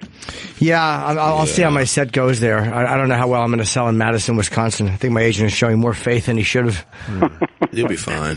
You've never been to Madison, Wisconsin? No. Interesting. Yeah, it's I think you're going to do all right up there. Very white, very, very deep blue politically. Oh, okay. So you'll have fun. So you were saying you were attacking our callers today, saying they were all full of shit. Yeah. Well, isn't that what you're supposed to say? The last caller was full of shit. Yeah. Oh, that was of course. But that Marine was interesting. He was a Marine, talking about Benghazi or being on a ship waiting for orders to go in. Yeah. Mm-hmm. And I was hoping you guys would pry some more out of him, especially when there was a release yesterday that people are saying is going to cause more trouble for Hillary and the administration about Benghazi. It was all about some new emails that showed, there were people ready to do something, even buzz the place with a fighter jet that would have scared the hell out of people, and they could have been there real quickly. But it seems like every couple of months another email gets released, but I was dying to hear what that guy had to say. Once this election is over, that's going to be the last we hear about fucking Benghazi. Watch. Or maybe you're going to hear a whole lot more. If Hillary loses, that's what I'm saying. If Hillary loses, we won't hear about this anymore. Yeah. Well, maybe that guy will call back. Well, I hope so. I encourage him to. Yeah, he didn't give up his name, although how many people could have been on that same ship off the coast? I took down his information. I think off air we'll try to contact him. All right, we'll see if he wants to say anything else. Let me know. We'll blow it up for you. But, you guys covered a lot on Trump and the Muslim thing. Yeah. And I think Jimmy nailed a lot of it right on the center of the target, that you have almost 2 billion Muslims in the world, and up to 5 to 10% of them are radicalized to the point where they want to kill all the rest of us. That's a whole bunch of people. That's 150 million people on the at the top. That's a whole bunch of folks, and we know where a great number of them are. So if you restrict immigration temporarily from that group of countries, then you probably have a good chance to maybe slow down some of the penetration into this country. Yeah, they should concentrate on the countries they're coming from more than the religion. And, well, that's what Cruz said yesterday. He pitched a 3-year moratorium on refugees from any area where ISIS holds territory. Yeah, that's not outrageous. Yeah. No, but he'll be called outrageous. He'll be said. And anyone who says Trump's proposal is unconstitutional, it kind of smacks against some of what the country stands for. But I thought Constitution applied to citizens. And if you're not yet a citizen, I don't see how restriction of that person can be unconstitutional. And I'm not a Trump supporter. Yeah, I think they're just saying the feel of it. But I think the Constitution also covers the intake of new citizens, right? I don't know. No, it doesn't. There are laws that limit how many. For example, we have an Office of Refugee Resettlement that has a ceiling right now of 70,000 per year. And Obama wants to bump it up to 100,000. And you can actually see how many came from which country. We actually have all those numbers posted every year. And while we only had like 7,000 from Syria last year, that's going to go way up next year. But they do vet them. They do spend, they say, 18 months looking into them. So we'll see. We'll see. But Trump, in terms of will this hurt him? The Washington Post, Gene Robinson, months ago said Trump is like Godzilla. The more you hit him with electricity, he doesn't die. He just gets stronger. He gets stronger, yeah. And his new numbers in the CNN poll that came out late yesterday, he's still ahead in New Hampshire with 32%, more than double the next closest person. Amazing. This is just amazing. People, I'm telling you, that motherfucker got a better chance than people think. I didn't expect that his numbers would be so strong this late in the game. In the beginning, I saw it like anyone else, like, oh, this is fun and exciting for everybody and different. But man, he is hanging in there. More than hanging in there. What am I saying? He's dominating. He's dominating. It has to be said. The reality may be that Trump's floor may be higher than the rest of the other candidates' ceilings. So he may get it just based on that. Who's your guy, by the way?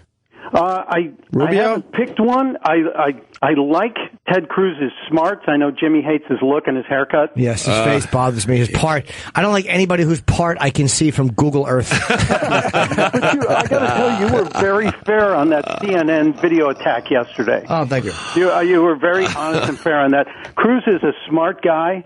I don't think you're going to see Rubio get a bump because he's the cute one. You know, he's got the youth on his side, and he's a good-looking guy. He's the Harry Styles of the race. Rubio! Very good, Sherrod, he is. But I think between Trump, Rubio, Cruz, and maybe, because you're seeing Christie make a jump in like New Hampshire and some of these other blue-collar states. Well, you didn't actually see him make the jump. You just saw the effect in people's water glass. Like a dinosaur's coming. Very good. Yeah, that's true. But it's still too early. Jump. If you go back to 2008, Newt Gingrich was ahead in the polls at this time. Yeah, Trump's very different than Newt, though. Very different. And it's a different time than then, too. Very different. And you're going to see, Opie, you were talking about maybe March or April being the deciding time in terms of primaries, because you're talking Super Tuesday, early March. Yeah, that's what I was getting at. So These guys just didn't understand. You were right. The conventions happen this summer. Philly is Democratic. Of course I know. It's on my calendar. You're probably going to be there. Yes. My silly hat. Join me in the Blaze Suite. We'll have. You guys have a suite down there? Yeah, we'll be set up. We're going to cover both conventions. I got to go through to there. I got to get in there. That'd be fun. You have to come. Philly with the Democrats will be crazy, and Cleveland with the Republicans should be very interesting. That's the one I want to go to. I think I want to go. That's the one, Ope. Yeah, let's do a little road trip. A little road trip. To where? To Cleveland for the Republican. I love Cleveland. And then Philly. Philly's right there. Yeah, but that's boring. That's going to be a boring one. That's boring. I want to go where the heat is. I want to go check out the Republicans. Well, how do we get into that shit? You can get passes. Yeah, how do we get our passes? You got to get on the different campaigns. The GOP and the RNC both dole out the credentials. I can get some from Fox News, baby, easily. I'm doing their New Year's Eve thing too this year for Fox. I'm back on there. So I got to tune in that shit again. Just you got to tune in again for 2 minutes. That's right. I never saw you last year. It's okay. I'll overcharge them for what they did to the Cold Crush. Tell them to give you a little more airtime. Yeah, I'm gonna fight for it because we went there. They need me. See Sherrod. God, that's right around the corner. New Year's is right around the corner. This is crazy. This year's over. All right, Stump Brain. It's cool you're Big Appling, though. That's what I say to people who are staying local. Yeah, Big Appling. Yeah, it makes me sound like a native New Yorker. Nice. Big Appling. Anything else there? That's it for now. If you need anything, next debate is next week, the 15th. I should be doing something over at Fox the next day, so I'll keep you posted. I think we do okay with the politics on the show. We You do do fine. okay. Yeah. We do okay. You got all sides covered. That's what I like. I appreciate it. We try. I don't know. Yep. I whatever. All right, Stunt Brain. All right, goodbye, Mike. Merry Christmas, Stunt Brain. And back at you. All right. I like that guy. He's a nice man. We like Stunt Brain. Yes. What was that clip from Scarborough? Was that worth playing? Yeah, that's where they tell him... We're on the Trump thing, so we should continue a little bit here. Yeah, they tell him that he has to start listening to their questions or they're going to cut him off. Oh, God. Well, get over yourself. Oh, it's an interview. It is an interview. I almost have to side with Joe and Tweety Bird on this one. Fucking. He's got a bulb head. Yeah, who's uppity in this clip? Mika again? No, this is Joe. Oh, okay, because Mika tends to be the uppity one over there. Who, that one with the hair there? What? Yeah, she's. You know what she need, right? Yeah. That's Ding-a-ling-a-ling, school bell ring, knife and fork, a fight for dumpling. The rumor is this and that. Oh, then they smashing up? Fucking? That's the rumor. I can see that. At a Christmas party, shaking out a hand. Next thing you know, he's eating her cunt. That's a great opening to a book. Merry Christmas, everyone. And the next thing you know, I was eating her cunt. Ooh, the prologue seems pretty good. I'm going to read chapter 1. It's a page turner. It started back, and then he goes into the family history. You're like, oh, come on. If you want to sell books, every book should start with that line. Yeah, Even if it has nothing to do with the rest of the story. Well, that's not very presidential. It's Obama's book. Right. Just start with that line. I think you're going to sell a few copies. Dreams of my father. Yeah, can you imagine if he said the word cunt in his book?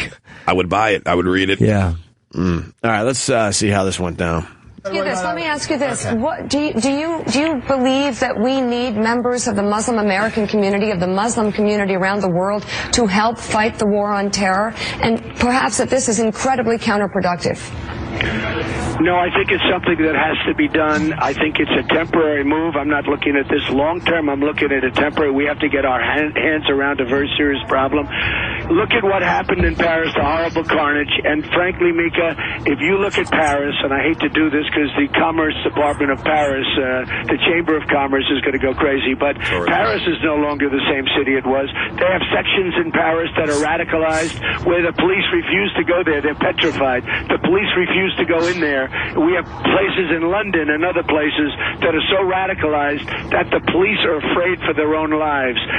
We have to be very smart and very vigilant.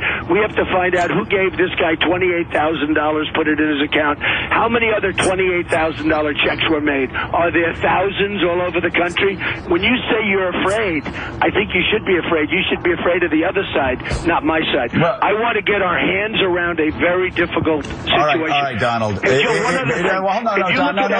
You got to let us ask questions. You can't just talk. No, you got to let us actually ask questions. You're just talking. All Muslims. Donald. You're not going to keep talking. We will go to break. If you keep talking, we're going to ask you questions. All right, go to break. Go to break, everybody. Go to break.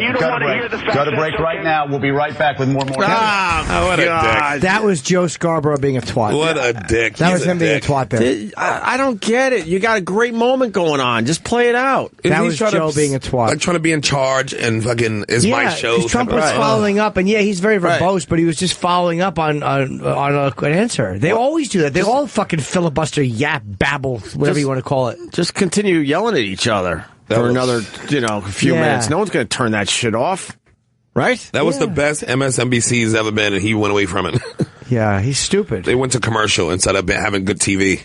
Yeah, that's great TV. Great TV. It's way better than the shit they usually do. Yeah, Joe seemed like a real douche there. Yes. Like he already had his mind made up, like, I'll show him who's boss. It's my show. Yeah, sure. And then he goes, you're not just going to talk. And then Trump starts responding, I'm not just talking. And then he goes to break like a baby. Hillary says Trump is playing right into ISIS's hands. Oh, God. What is that about? I don't know. How does she, if she knows so much about ISIS, why doesn't she stop him? Well, she looks like Merkel. I've had enough of her. You tell me that's not a wig? Is that not a wig? You keep saying There's that. fucking nails in it. She might have some pieces in there. I think you're right. I think she's got a few extra pieces. She puts it on the way Darth Vader put his helmet on. She sits there and they lower it on her head like. She might have one of those combs that has the hair, and you just push the comb down into your hair. Oh yeah, the extension part. Whatever it is. Yeah, that's the pieces. The pieces. Yeah. Let me see. For a low-cost way to decorate this season, What? place 70-year-old battery-operated woman with blonde candles hair. under a glass. What is frosted blonde hair at 70? Stop it. She looks good. She doesn't look good. She's fucking ancient. She's beautiful. She's not beautiful. Gorgeous. She used to be good looking. She's just an older lady. She used to be all right. Thank you. She was all right. No one's 68 is fuckable. No. She used to Even look when like she was young, she was just an overworked newspaper reporter. Stop it. She like an overworked newspaper reporter back in the young days. Yeah. She always had her hair up in a bun and those dumb glasses. Why is she wearing a fucking pink? I would have tossed it though. She's wearing that same thing like fucking Jackie Kennedy was wearing in Dallas, the same jacket. Mm-hmm. What jacket? Oh, that. Yeah, all she but in needs a is much bigger size. Yes, all she needs is a fucking pillbox hat and a frown. She had to go all the way to the right in that rack of clothes to find her size. Yep. Jackie all the way to the left. We'll play this. Instead of showing leadership, some candidates in this race are resorting to ugly, hateful rhetoric. Rhetoric. Donald Trump, the Republican frontrunner, It's like pro wrestling. has made a name for himself in the last months by trafficking in prejudice and paranoia. Trafficking. His latest insult is his call to stop all Muslims from entering the United States. This is both a shameless and a dangerous idea. At a time when America should be doing everything we can to lead the fight to defeat ISIS and other radical jihadists, Donald Trump is playing right into their hands. Damn. She's so dumb. I mean, listen, you can look at it either way. Like, Trump is scaring them because they know he's fucking crazy. Right. Or he's playing in their hands because it's like, oh, they want to be against. They already know. They say we're their enemy. Trump is not convincing them that we're their enemy. Well, they're afraid that he's going to be used as the reason Obama doesn't say Islamic, A lightning rod. Yeah, you don't want to be part of their recruitment. I get like, it. you don't want footage of you saying, and then we have to defeat these Muslims because then all of a sudden they use that and they recruit people like, oh wow, the whole West is against us. That's all that is. They're But just they trying can to make be a video careful. say anything. They had Obama singing "Call Me Maybe" from a whole bunch of clips. Did they? Yeah, you remember that video when they No. put a whole bunch of shit together? Thank you, Eric. And he was singing "Call Me Maybe," so you can produce anything and say make somebody look like they said anything. Let's take a look at that. Actually, I want to see the Call Me Maybe. There's also a good one that George W. Bush doing Sunday Bloody Sunday. Yeah, That's true. Yeah, I love this. I love Sunday Bloody Yeah, but Sunday. I'm starting to think that's a bunch of clips put together. No, I don't think so. He was a big U2 fan. Starting to think. You like the starting to think? Yeah. The starting in that statement? Yeah, I like the starting. All this time he was sure it was real, but I now- hope this isn't a Rick roll. Who came up with the Rick roll? The genius of the. I heard that Anonymous was doing that, and they were fucking with all of ISIS's Twitter and stuff and their That's what they do websites, now, yeah. and they were Rick rolling all of them. Which there's nothing better than that. I love Anonymous. They are great. They are great. Rick rolling. Can you imagine ISIS. the frustration? Yes. The Rick roll? Yeah. All of a sudden, they're like, God damn, this is a catchy song. There's nothing better than a Rick roll. Oh, you guys. Let's take a look at this. My true wish in the well, don't ask me, I'll never tell. I look to you as it felt, and now you're in my way. I trade my soul for a wish, pennies and dimes for a kiss. I wasn't looking for this, but now you're in my It's way. too choppy. It's too choppy. No, but wasn't Sunday Bloody Sunday better? Yeah, get to the hook of this. Get to the hook, get to the hook. We got to at least get to the hook, and then we can. No, push play. No hand, just a hook. we got. There was holding grip, Gina's skin was showing. Hot night, wind was blowing. Where do you think you're going, baby? Hey, I just met you, and this is crazy. But here's my number, so call me maybe. It's hard to look right at you, babe. But here's my number, so call me maybe. Hey, I just met you, and this is crazy. But here's my number, so call me maybe. And all the other boys try to chase me, but here's my number, so call me maybe. That's the hook is good. The hook. If it was just audio and you was listening to it, you're like, I think he's singing that song. Yeah. All right. Let me. You want to do Sunday Bloody Sunday? That's it. It's much better. Just for a second. Yeah, I just thought the clips were better. This was pretty good. It's damn good. About this next song. This song is not a rebel song. The song Sunday, Bloody Sunday. This could be the best one done. Gee, just for a second. I can't believe the news today. Can't close my eyes and make it go away. How long? How long must we sing this song? How long? Too long. For too long. Tonight, we can be as one. Tonight. Broken bottles under children's feet. Bodies strewn across the damn streets. But I won't heed the battle call. It puts my back up against the wall. Sunday, Bloody Sunday. Yeah, see, that one was good. Sunday, Bloody Sunday. God, it's good. Yeah, well, brilliant. It's catchy. Who thought of doing that? Like, there's some really clever folks out. That's 2006. That's a lot of building of a video. Yeah, I mean, I've done similar work, but I've never put it out there. Why? Yeah, I don't know. I just don't. So you just I got Hitler singing "Pop Goes the Weasel," and it's actually all from one speech. You can't even tell where I edited it. The weird thing is, not a lot of his speeches were in English.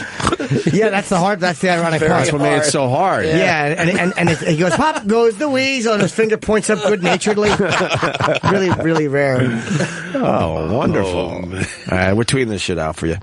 We should take a break because we got a lot of live reads today. And Cipher Sounds is coming in today. Scythe, don't get gas. He's here after the break. Oh, we good. bring him in. Cool. Oh, he's already here, so then we definitely should break. Yep. All right, big news. Jim Norton's tour.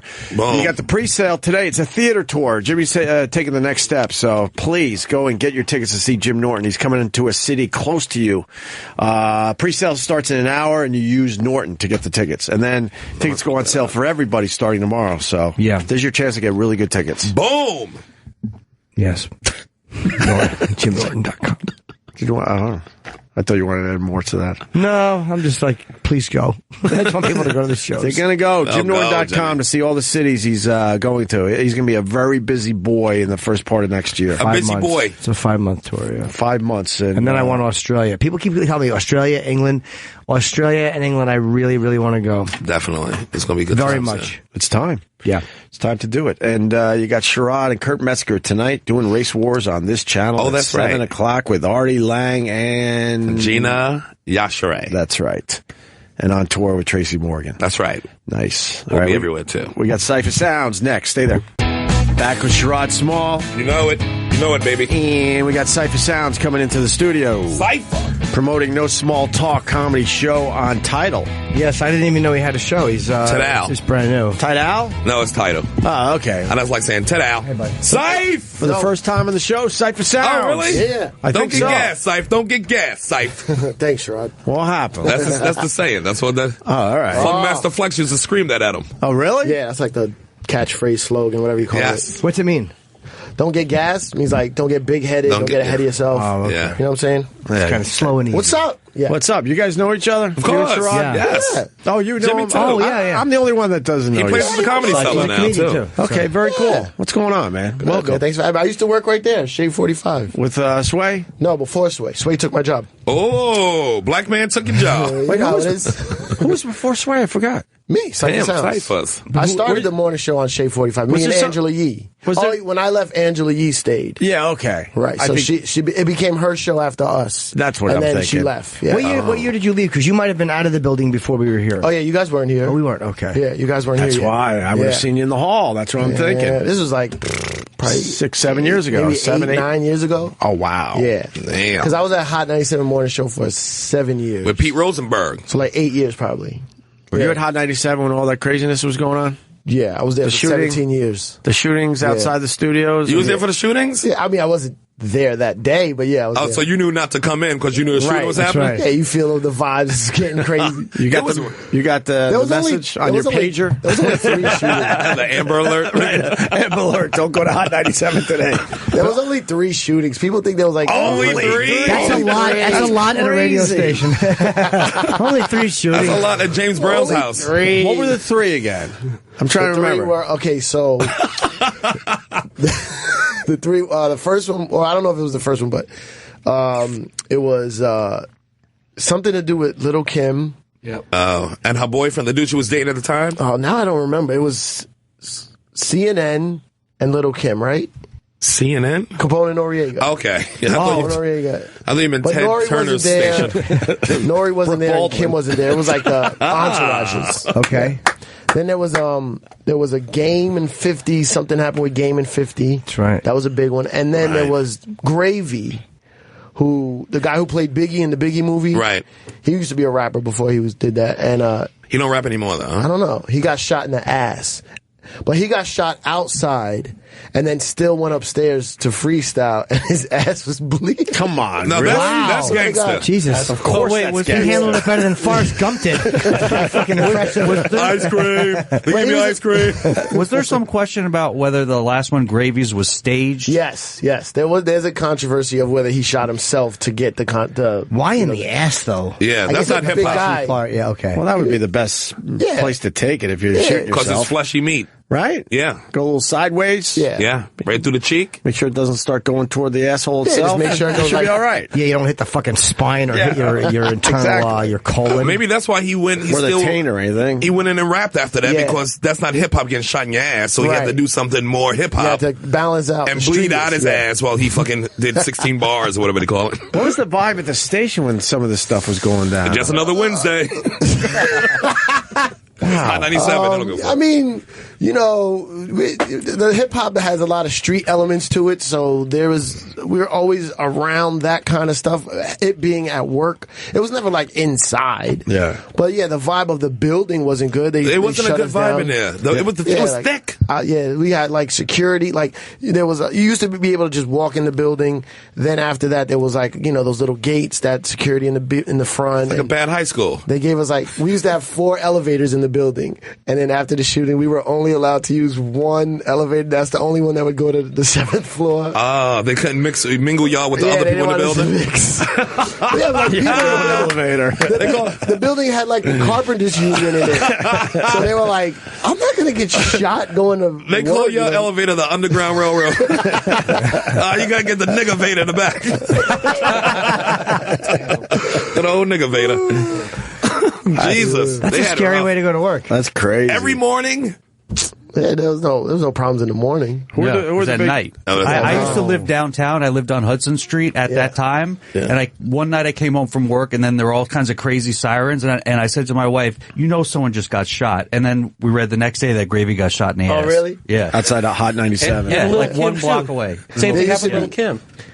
Yeah, She didn't get shot in the ass, though. No, she didn't get shot. Not that kind of There shot. used to be the dude K Slay. He had a show. Yeah, on- K Slade's here tonight, right next to us. I don't know who that is. He's a DJ. He's like a real street DJ. Yeah, he's great. He had a show on Thursday nights, and his show was like, I think, midnight or something like that. And he would tell rappers to meet him at 10 o'clock in front of the station to give him, because he was allowed to play like street music, like unsigned music.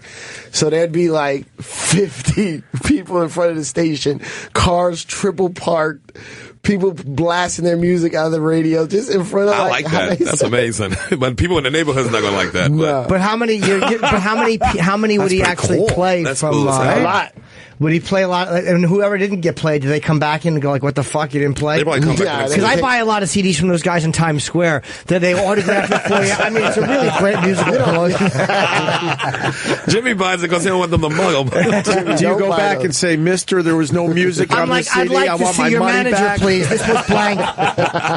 They sell blank CDs Sir, at I Times think there's Square. something wrong with your copier, because Yes. this one was blank. Why did they say all the blank ones? And some real music. They hit up the tourists and they They go, a "This is my hustle. music." They sign it and they give it to you, and then the tourist goes back to wherever they're from and realize they were sold a blank CD. He knows. But why not A just blank put CD. any music on there? Why be an asshole and put it blank? Why not just throw Streisand or some Well, shit they on there? have there's copyright issues. They don't want to do it. The litigation. Just speed up Biggie Smalls a little bit, just slightly. It's like we'll make roll. it sound like it's a little different. They'll ask you your name. They'll be like, "Hey, what's your name?" And you go like, "Oh, Opie." "Oh, hey, Opie," and then they sign the CD to you and hand it to you, and they're like, "You've bought it." Yeah, they're like, "Look, Oh, see. we can't give this to anybody else. There's not many Opies out there." That's how So they this get is me with yours candles now. at Gracious Homes. It's so frustrating. Like, what's your name, Jim? They'll sign a fucking scented candle. I'm like, God damn it. Then they light it for you. Cipher, one question about that. Though. So the guy plays everyone's street music. Yeah. Any of those guys that we know that became somebody? Yeah, I mean, K. Slade played everybody throughout the years. No, but so, I mean, one of these street guys that wasn't signed, is it someone we would know now? 50 started from K-Slade. There you Stuff go. like Really? that. Yeah. Oh, did he really? He K. showed Slade's up big time. on a Yeah. Thursday? Well, he was, before he got popular at Hot 97, he was big in the streets. Right. And if you wanted to be big in the streets, you would get your music to people like him. There was a couple DJs, but he was one of the biggest. Yeah. And you wanted to be on his mixtape. Yeah. So 50, He's on after Sirius 50 already? got shot, he, the kind of industry turned their back on him.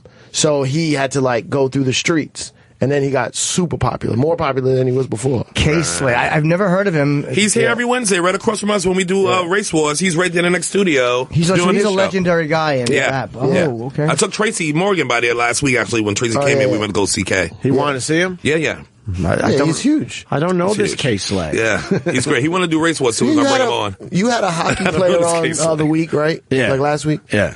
I didn't know Roenick. that guy. But it was an interesting interview. So check out K-Slade once in a while. Stop being a hater. I'm not He's a old hater. school, though. I'm He's not a old school, hater. right? I'll check it out. He'll definitely check it out. The racism in this room, it runs rampant. Do you like hockey? Don't check it out. No, I don't like any sports. Why? I don't know. I never got into sports. Maybe because I didn't have a Not dad. even baseball? I didn't have a dad. But you're No. Latino. Am I? Baseball is your dad. I'm Latino for the jokes. Okay. I'm Puerto Rican. Right. Which is Trump approved, just so you know. Puerto Ricans are? Yeah, we're official. Yeah, because My that's the New passport York is blue. Mexican. That's the New York Mexican. That's why We're we... American, buddy. He hasn't gone after the Puerto Ricans yet. We're American, official. We have buddy. You hear him? This navy blue Commonwealth. passport. You should read the cover of the Daily News. He's going to come after you eventually. Nah, he likes us. Then he came for me. That's how it ends on the front page of the Daily News today. Well, Trump's the latest thing today. He's like, anybody with foreskin out. With foreskin. Where's That's a good rule. Where's your dad? He died or he? My dad died when I was 3. Yeah. Oh no. Yeah, Did you? How'd he die? Did you kill him? I didn't kill him. He drowned. What? So, Drowned? My dad Coming here? From he Puerto was Rico? swimming here from Puerto Rico. Well, it wasn't the first He time knows he came. JetBlue go there now, right? Coming here. No, honestly, Jesus. okay. It sounds fishy, but I asked my mom recently. This is official. He was fishing with two of his friends, and something happened with the boat. He fell over, and my dad he was couldn't see. He had thick glasses, and lost his glasses when he fell, and then they say he just drifted off. He didn't know Jesus which way. Christ. Fucking Fredo's death was less suspicious than the Godfather 2 fishing. He couldn't figure out where the air was? Which way's oxygen? Which way's oxygen? I can't see it. Do you remember him? Oh, you do. I fucked up, Opie. I remember. What? I remember Jimmy him a little started the bit. jokes. I figured I could That's get one in. cool. No, I didn't. Sherrod did. I wouldn't have had the guts to say coming here. That was a good one. Oh, yeah. It started with you, Sherrod. Yeah, what are you talking about? Wow. Because one time, one of my cousins called me and he was drunk, and he was mad that I wouldn't let him come to the clubs with me sometimes. And he calls me and he's like, "Fuck you! You think you all lie? You on Hot 97? You don't respect your family." And he goes, "And you don't know this, but your father was in the streets. It's all a lie. He was in the streets." Oh. So I was like, "What?" So he trying to say he didn't die in a fishing accident. Right. He was out there hustling. Yeah. So I asked my mom recently, and she was like, "Well, your father dabbled in the streets. Okay. But it had nothing to do with him dying." Oh, but he really okay. Your cousin was saying that he was actually murdered. Right? Yeah. But my cousin's younger than me. He didn't even know my dad. But he might have heard. But he might have been privy talk, to his conversations that they didn't have around you. And Right. did they ever find the body? Yeah, it washed up on the Long. Well, that could still be a murderer, though. That could still not be a fishing trip. I know. Yeah, Choke you to death or whatever. You could look that up. You could actually. My mom has a newspaper article. I read it. About him drowning and everything? Oh, wow. Yeah, Luis Diaz Sr. Okay. Wow. But yeah, he drove an ice cream truck. Well, you Other did say he odd was Puerto jobs. Rican, so we knew that. Yeah. He comes with an ice cream truck, don't it? Nice. A boy with a dad with an ice cream truck. Like, Nice. God, that would have been amazing. Did you ride in the back sometime? Yeah. That's amazing. So he was like a god to you if you owned an ice cream truck. Fuck yeah, At that man. age? I wish my what else dad do you would've. want? I'm telling you. As a 3-year-old. I just turned 3, so I don't remember that much. But that's the reason why you never got into sports? no, I assume that's why. I just never. What were you into then? TV. I wanted to be a Marine when I was young. Okay. I almost joined. I was like, I signed up everything. The guy was coming to pick me up at 5 a.m. Right. And my mom came and talked to me the night before. I left home when I was like 17, so it was like when I was like 19. And he's like, you know, they tell you clothes on your back and $20 in your pocket for food for the day. After that, you're in the Marines. And my mom was like, just be sure you want to go.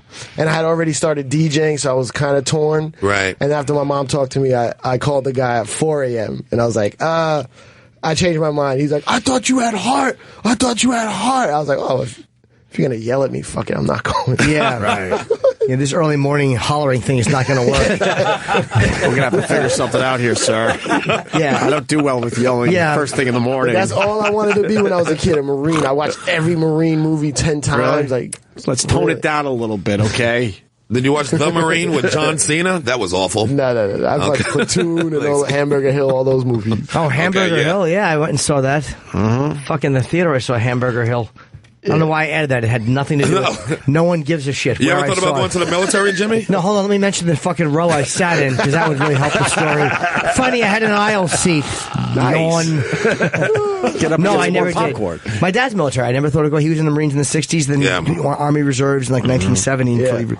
No, I just never, I'm not military. Material. No, I'm not military. I'm not either. I don't know why I wanted to do it. I would have probably failed out. You probably just wanted structure in your life. You're 17, Maybe. you moved out. Yeah. So how was the first year after you moved out? 17 is pretty young. That's very young. And you didn't go to college? Did you have you had a kid then or no? No, I had I didn't have a kid. I fucked up thing is I had a full scholarship, academic scholarship to NYU. Nice. And I went to Nassau Community College. What's wrong with you? Wait, how did that? I got problems, Sherrod. This story's getting more and more Puerto Rican. Yeah, but how did that come about? Why'd I go to Nassau? Because they had a program for studio engineering. That's not the craziest thing. Okay. No, I went for something I really wanted to do. And you still, that's good. And my mom was like, you know what NYU's going to mean? And now I regret it. I should have fucking went because I didn't really learn much in school. It's when you intern in the studios where you get the real knowledge. I should have just went to NYU and then interned. But I just wanted to go to that program, and I got like straight A's. Like I was the best in the class. And then after that, I met Funkmaster Flex and all that. And What year did you start kind of in music? I would say officially like 95. So did you meet Biggie or no? I met Biggie. He died before then. I met Biggie, twice. Well, I used to DJ for Lil' Kim. And Lil' Kim and Junior Mafia, they all lived in Biggie's house or was always there. So when I would That's the one in Jersey, right across the water? By the Marriott. Edgewater? No, it's like T-Neck. T-Neck. Okay. So when I would go meet Lil' Kim to go on the road, I would be at Biggie's house, but he wouldn't be there. He'd be recording somewhere. But when he died, I was on the road with Lil' Kim when he was killed. And like everything stopped after that. Everything stopped. Everything. Like we didn't do any more shows for like months, you know. She was like, just depressed. Yeah, it was bad. Of course. It was bad, I'm sure. Well, I was Little C's, Little C's is like Biggie's right hand man. He was on the road with us, and then I was in the airport. We were in Virginia. We just landed. Biggie called Little C's and was like, "Yo, come to L.A. with me. I'm out here for like a month." And he's like, "But I'm on the road with Kim." He's like, "I don't give a fuck. Me come to L.A. right now. I'm sending you a ticket." So he never left the airport. He went from Virginia airport to L.A. And then 2 weeks later, he was killed. Wow. So like C's was with us. So what was the thoughts from people, because I know nothing about, there's all these conspiracy theories. Yeah. Well, people who are kind of close to him, like, well, who did they think did it? People pretty much know who did it, don't they? Well, they never talked about it. They tried not to talk about it. The people that were close. But I just talked to somebody in the cellar the other day. Someone released a book. It automatically excludes Keith Robinson. No. I forget. It might have been Ryan Reese. That's quick. Wow.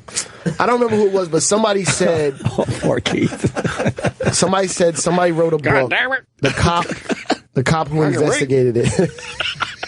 I read a book. Sorry. The cop who investigated it said they figured out they knew who it was, but they didn't have enough to convict. It was the cop. It was the cop who did it, right? No, you're not saying it was that cop. It had to do with Suge Knight and Tupac and all that stuff like that. About money or something, or no? Yeah, like this is hearsay after Total hearsay. speculation, yeah. But Puffy, I guess, hired some guys to do things to Suge, and Suge found out, and retaliation, all that kind of stuff. I don't know, but that's the speculation. Right. Yeah, but there's tons of like.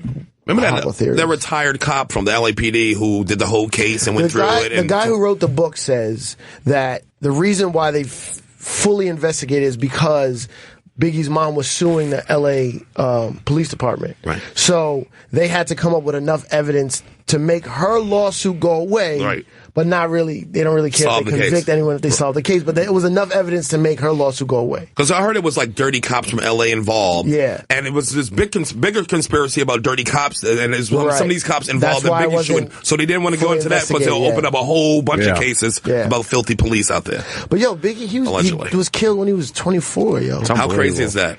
Yeah, like you can't even imagine. That's like, unbelievable. Yeah, how great of an influence he was. I know what wasn't 24. His waist. No, he was a big guy. He was a big boy. That's all I have to say. We don't like fat jokes in this room. No. There's a lot of them. No offense to the guy. This is a safe space, Cipher. Right. We're in a safe space right here. Unlike Hot 97, Jesus. That was the tension. It's a war over zone. there, I like Sean Paul a lot. I see you played a lot of his stuff when he was young and unknown. I kind of like listen to him all the time now. Who, Sean Paul? Yes. He stinks. You don't like him? No, I like he's really him. good. I like him. I just like saying stinks. He has a lot of catchy ones. Yeah. Yeah, said like a real fucking white guy. He's got some catchy numbers, that Sean Paul. Some catchy ditties. Yeah. My ex-girlfriend kind of wanted to fuck him. Yeah. She was like, she was a white girl and she'd never fucked like she would fuck a black guy? No. But she was like, the one guy like in that scene that I really want to fuck is Sean the Paul. lightest skinned one that there is. Yeah. Well, let's be honest. She was a naughty girl, but not bad. That's right. She still loved the father. She still wanted to go home for Thanksgiving. Yeah. Sean Paul's part Jewish. Is he really? Like a couple generations back in What Jamaica. part? Like only Jews the in good Jamaica. part, like Ray Liotta in the good part. Only the good part. The part that manages him. What about Rihanna? Rihanna. You worked with her, right? Yeah, she is so She damn asked about sexy, me? man. She bring me up in a conversation? No, she never brought you She up. never brought me up. Didn't you even mention me either, did you? I couldn't. Wow, we know each other. She's a talent. I'm going to say it. I'm going to say it to her. Oh, she's a big talent. You ever hear Umbrella? I got a question. Jay hitting that? Did Jay get some of that? No. That That's means Jay's yes. little sister. No way. It's not about blood. No.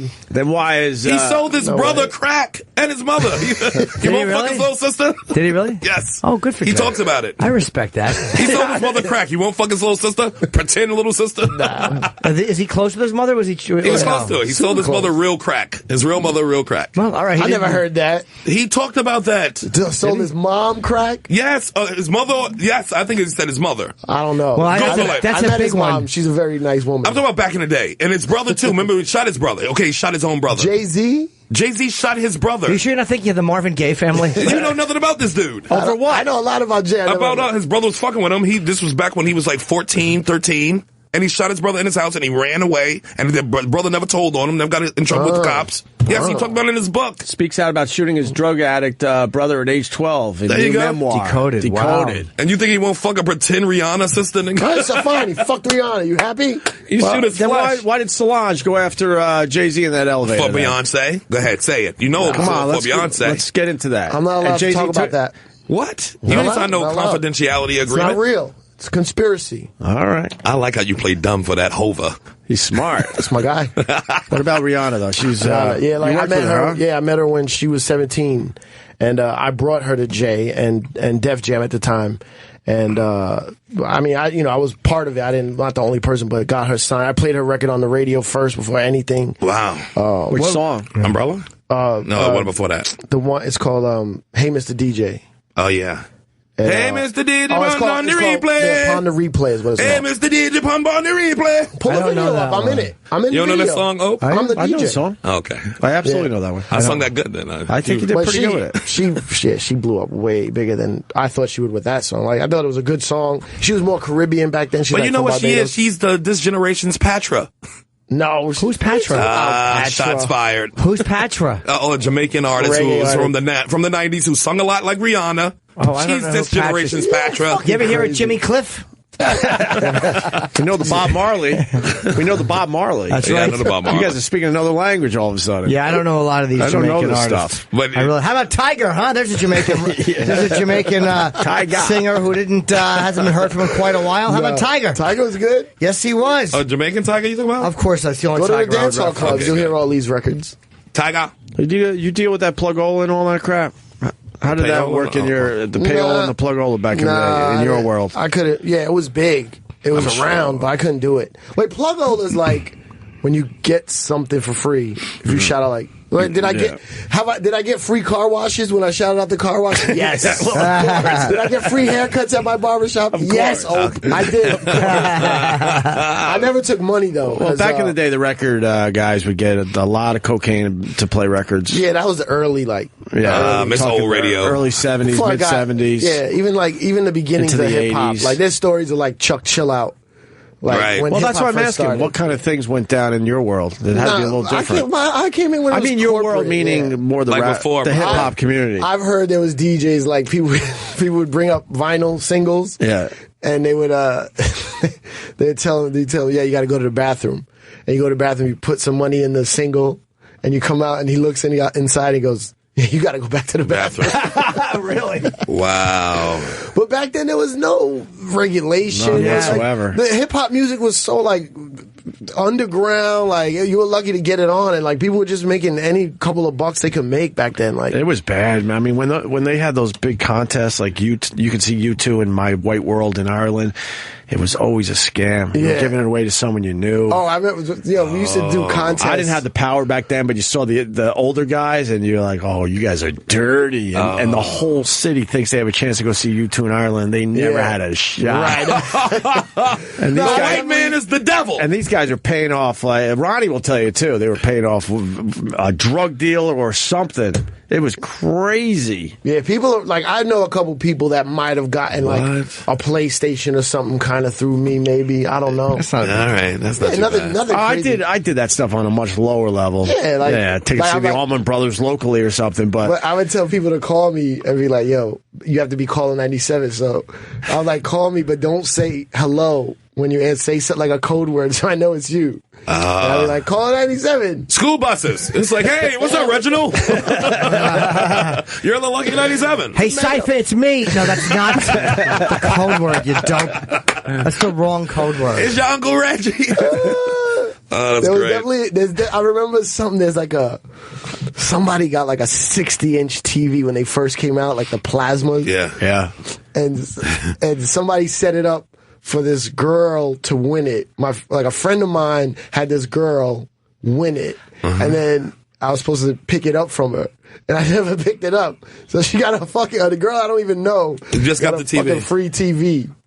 Well, that was the actual purpose of the contest, Cipher. So don't seem like you, like she pulled the fast one on you. Yeah, but we had like Summer Jam tickets, all that stuff. Like, So much opportunity. it was great back then. Then they came up with the text system where like you had to text to win, so everything was dead after that. It was hard, because they started collecting in my It was world automated. Social security numbers and all that. Yeah. Oh, I never And they used to do definitely that. would start checking it out a little bit. Really? Yeah. The good old days. Good old days. Well, It you was can get away with fun. stuff. I like how everything I talk about pops up on the fucking computer screen. Because there's a guy right here, right? There's two guys on the computer. These guys are great, man. Yeah, ain't it great? That's Exactly. my dumb face up there, man. Take that off. That's you? Yeah, Yes, me. keep it up there. I actually thought that was Eminem. That doesn't even look like you. The video's got Eminem. 57 million views, Yeah, too. because of me. Oh, I didn't realize that. Rihanna was all right, but Let you me know. hear this. 57 mil. Oh, Jay-Z so got that. He tapped it. Cipher know Jay-Z got at least a I blowjob don't out know of that. shit, and Cypher's not going to say nothing. He's not but going to tell us, but we know. If I the knew, I young would tell virgin you. Rihanna, get the fuck No, out fuck of outta here. here. You got in there. You If I ain't knew, I would tell you. I would tell No, you. you wouldn't. No, you wouldn't. Maybe they would then tell you, but I know better. Oh, she's so sexy. He is sexy as shit. Yeah, she's a real 17 looker. here. I know She's about- 17. In this video. video. Maybe 18. Yeah, what you guys think? Copacabana, she's 13. She goes out with them. Yeah, she goes with them. They go with her. Well, she's 13. I would have smashed it back then, too. Oh, yeah. You're Mr. DJ. I'm Mr. DJ. You Yeah. were Mr. DJ. Yes. Oh. Well, she has quite a nice rump. I gotta be honest. Hey, she knows how to move it. Yeah, I'm Left to going right. out on a limb. Rihanna has a good ass. You heard it first. She a good looking girl. I can't believe she's only 17 for this. Yo, Scythe, hook me up with a taste of that, Scythe.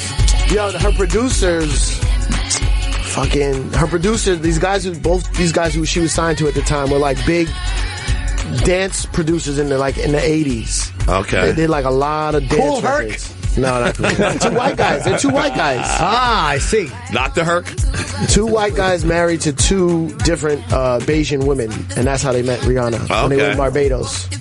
Those Bajans, huh? God, I just want to hear the whole song. Yeah, it's very good. It's so catchy. She's wearing a midriff showing shirt, which I find inappropriate. This generation's Patra. I still Can't don't know fool Patra. me. Give me some Patra. I know What the Patra hell? when I see her. What song do we play from You know Patra? Patra. Pull up Patra. Do we- What's we that? know Patra? Pull up to the bumper. Is that Yeah. Patra? Oh, is that her?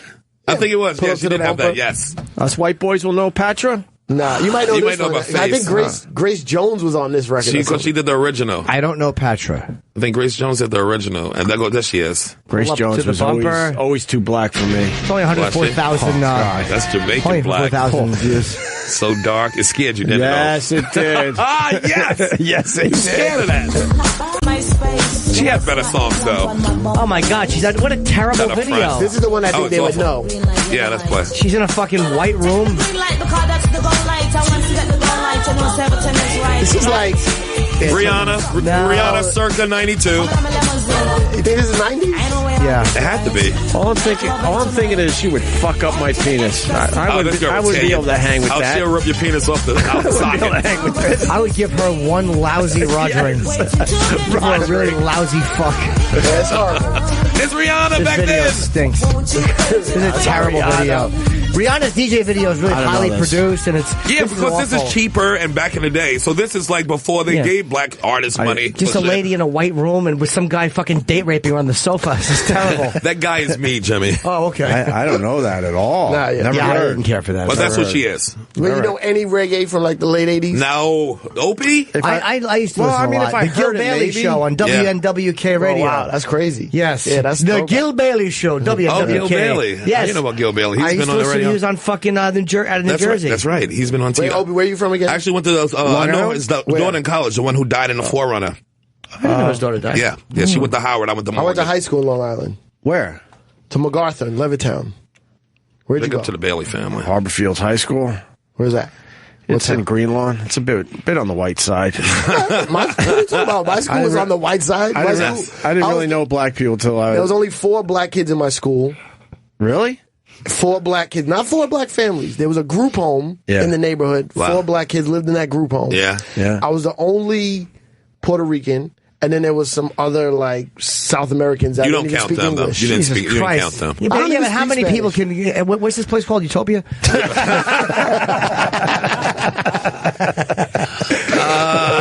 How you not speak Spanish? I don't speak Spanish. Next thing, do you play handball? No. You are the worst Puerto Rican. You didn't play handball? I didn't even play handball. Thank you. No sports. I almost failed high school because of gym. I didn't do anything. I had to go to summer school for gym. Did you? Yeah. Did you really? Yeah. That's shameful. What kind of handball, though? Do you go with the bounce? Yeah, You with went the bounce.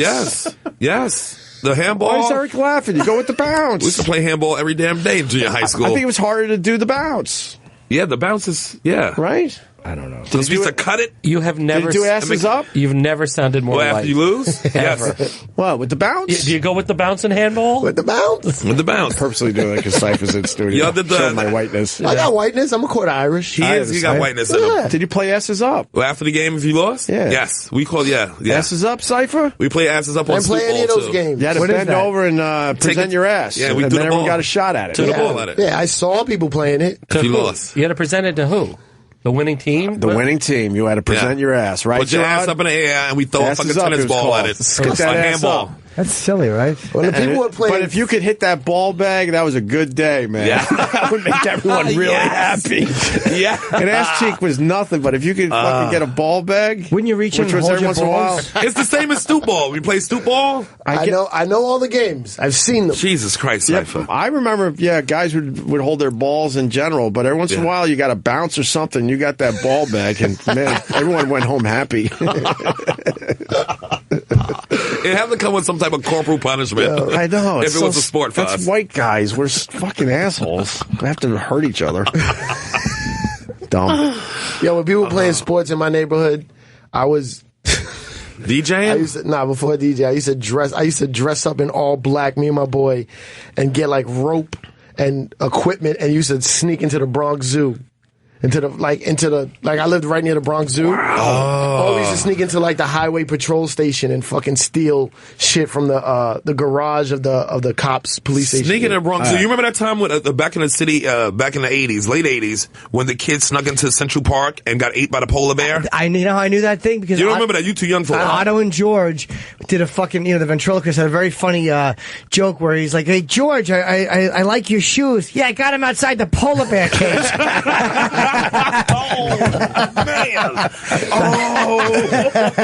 Did you jump in with the animals though? Man. I didn't go by the cages. It was like a whole, I think I'm gonna go check out the giraffes. I think you can be safe with the giraffes. Yeah, I remember wild shit. when the little boy got killed at the park, at Central Park.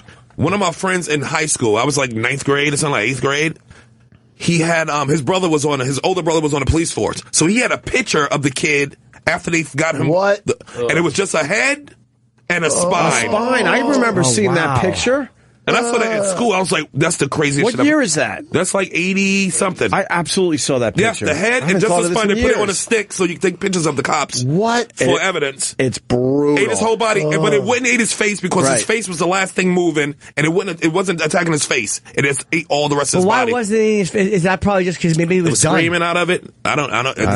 He didn't eat the face. He ate everything. Believe me, he wasn't. By the time that he got to the face, if he ate from the feet up, he was not yelling when he was. They said it was the reason why he didn't attack the face. Why the polar bear didn't eat the face. I was like, wow.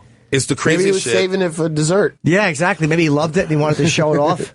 So it's just a little boy's face and a spine on a stick, nigga. Oh, damn. Here you go. On September 26, 1982, 82. a 29-year-old man was found dead inside the polar bear cage. No, that's different one. That's but that was the one we started with, wasn't it? That was the first one, and then in 87. 87 is the one I'm thinking This was about. at the Prospect Park Zoo. Prospect, yeah. All right, so the two got confused in my head. Brooklyn All right. Zoo. Whoa. Come on, that zoo was a. They ate that kid. I mean, it was the most shocking thing to this day that I ever saw in my life. I don't know if you can find that picture online anywhere. I'm sure you can. That picture made the rounds for a while.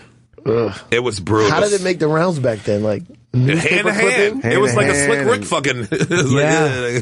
Were you there the night he was at the cellar, Slick Rick? Oh yeah, that's many, many years ago. Manny was still alive, and it's, and Manny would take pictures obsessively, and Slick Rick was in the front row. Oh, really? And none of the comedians would address it because they all wanted to be, whatever, not mention him.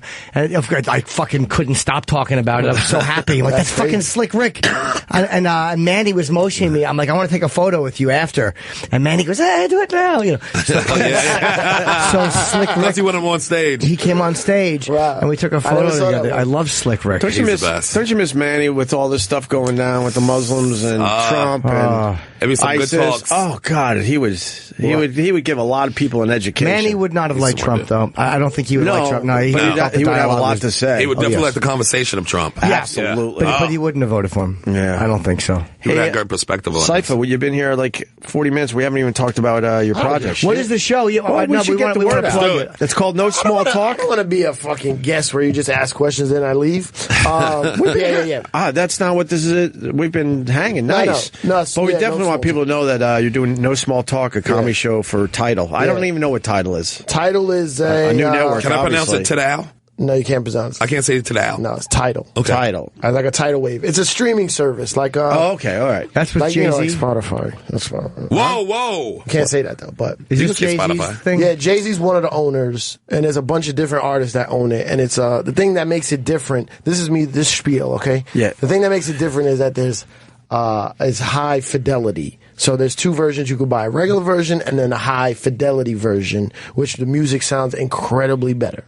Now, that being said, I produced a comedy show on there. I recorded it at the Cellar. And it's called No Small Talk, and it's like I did 5 episodes so far, and I'm about to shoot 6 more. Is it stand-up, or is it... Yeah, stand-up. It's a stand-up show. Up-and-coming guys, right? Yeah, I host it. I hate the term up-and-coming. It's like a lot of guys have been doing this 10, 15 years. They need a break finally. Exactly. And my whole goal is to give people a break. Now, the show is on Tidal. It's doing pretty well, but I got comedians who never perform at the Cellar to do a show at the Cellar. So that alone... Right. Who have you gotten that hasn't done shows at the Cellar? Like Kareem Green. Oh, Kareem's great. Love Kareem. Yeah, and he did Omar, Race Wars. Like a couple Omar, urban comedians. Oh, okay. Mark Vieira. I'll tell you who hasn't been invited to do this program. Jim? That's right. Listen. Young Jimmy? The first round, I tried to get a lot of people, and a lot of people said no because they didn't quite understand what it was. Now that I have it done, I think a lot more people will do the next round. But it's it's a stand-up show. It's not it's 3 comedians, so I host. Okay. They got the band that's there on the weekends. It's the Underground Comedy Cellar. Oh, the Underground. Yeah. And then I host and I bring up 3 comedians, have some backstage footage. I want it to feel like a comedy club, not like a super produced comedy show. So like the waitresses are walking around and I'm doing a lot of crowd work. Perfect. Like, it's fucking fun. Nice. And you also were the DJ for the Chappelle show, man. Yeah. I didn't know that. Yeah, that was fun. For like 3-4 years, right? Yeah, I did some of the first season, all of the second. What's your thought on that whole thing? Oh, it was amazing. No, I mean, with him, he was just done and needed a break. Yeah, I actually saw him recently. We were in Vegas together. Yeah, he was at the Cellar recently, too. Yeah, he was, I think, yeah, you know Chappelle, right? Yeah, you know him a little bit. I met him once in the green room at Caroline's. He came in and he's a genius, but he's like a regular guy. You know what I'm saying? And the thing is, what I love about him, like we were saying earlier, like Cipher don't get gassed. Like he doesn't get gassed. He's a superstar. I agree. But just wants to do stand-up. He just wants to go hang out with his friends and do stand-up. And does he get to do stand-up in fucking arenas? Yes. Yeah. But really, he wants to just come into the other night he was at the Cellar. Yeah. Yes. And we were going to some party. What's the Thanksgiving Eve party? Some comedians every year. I wouldn't know. I've never been asked to it. Okay. Well, apparently there's a party every year. And he wanted to go to the party, right? Yeah. So he's talking to Godfrey and me and a couple other guys. He's like, yo, let's go to this whatever Thanksgiving party. And me and Godfrey, like, I'm hosting at the Cellar. I was like, I can't leave yet. I got to finish the show. He's like, how many people are left? I'm like, just Godfrey. But he goes fucking long. So he's like, all right, I'm going to go on stage. I'm going to do 3 minutes. I'm going to bump Godfrey, and then I'll end the show, and we'll go to the party. Right? Fucking hilarious. He goes on stage. He starts cracking jokes. Like, he's literally on stage going, guys, I'm not going to be here long. I'm just bumping Godfrey. And Godfrey comes downstairs and was like, yo, come on, man, chill out. He's like, oh, yeah? All right. And he starts stretching. He's like, I'm going to do the 45 minutes now. And did like 40 minutes. Because Chappelle can't go on stage and not work. He knows he's going to stay up there. If he go on for 2 minutes, he's going to be there for 42 minutes. So then he goes on stage and like literally just starts talking about everything we were just talking about the day before. Right. But now they're jokes, which is fucking crazy. Yeah. But like that's what I'm saying. Like you get in the industry, you start getting money, you start getting into all these other worlds, and a lot of people like don't feel comfortable with it, and I think they think that's what you have to do to get famous, so they cross their own line. Yeah. And I think he saw the line and was like, I don't want to cross it. Yeah. And just said, it's a choice. It is a choice. But I've seen in my career, I've seen people go from nothing to megastars, and I can see where that line is, and they cross it. Some people want the fame so bad that they're willing to do whatever. The good part about me is in 1992, I decided to flatline. And you stay consistent. Absolutely. I poke my head up and I pull it right back down. But he has put the toe over the line a few times, and they went, nope, I come right back. Nope.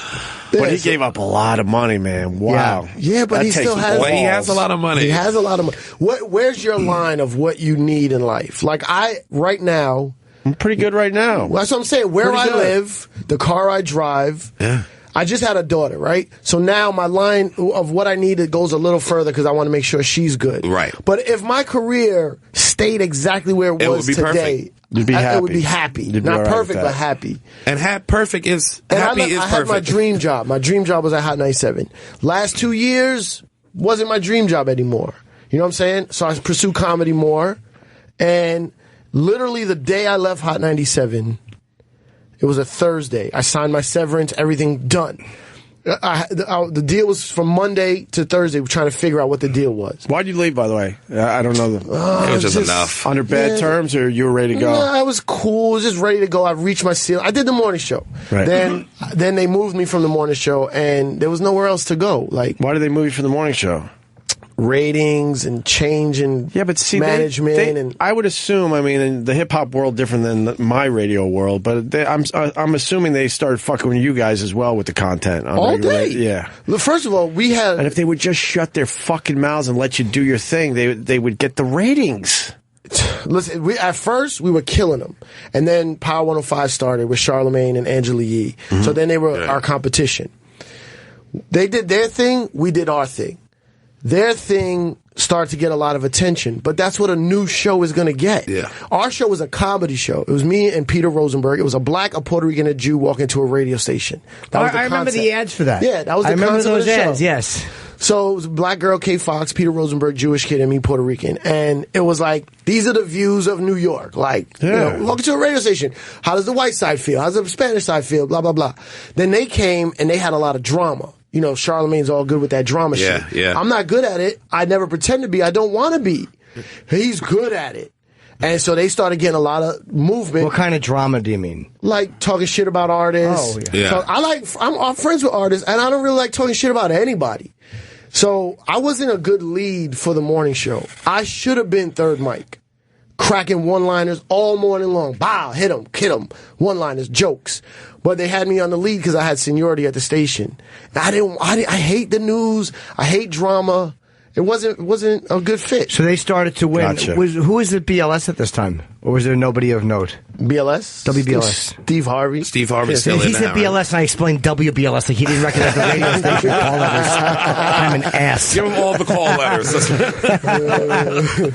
So, okay, so Charlemagne, I don't know him. I know him too. I very know. briefly. But that's one Did a of couple the- TV shows with Charlemagne. Yeah. Charlemagne's good people. Yeah, that's one reason. There's a lot of other reasons, but then there was drama. There was going back and forth, and then new management, and then my boss, this guy Ebro, they put him to On be the show. the head of the morning show, the lead guy. Okay, and I got kind of demoted to DJ.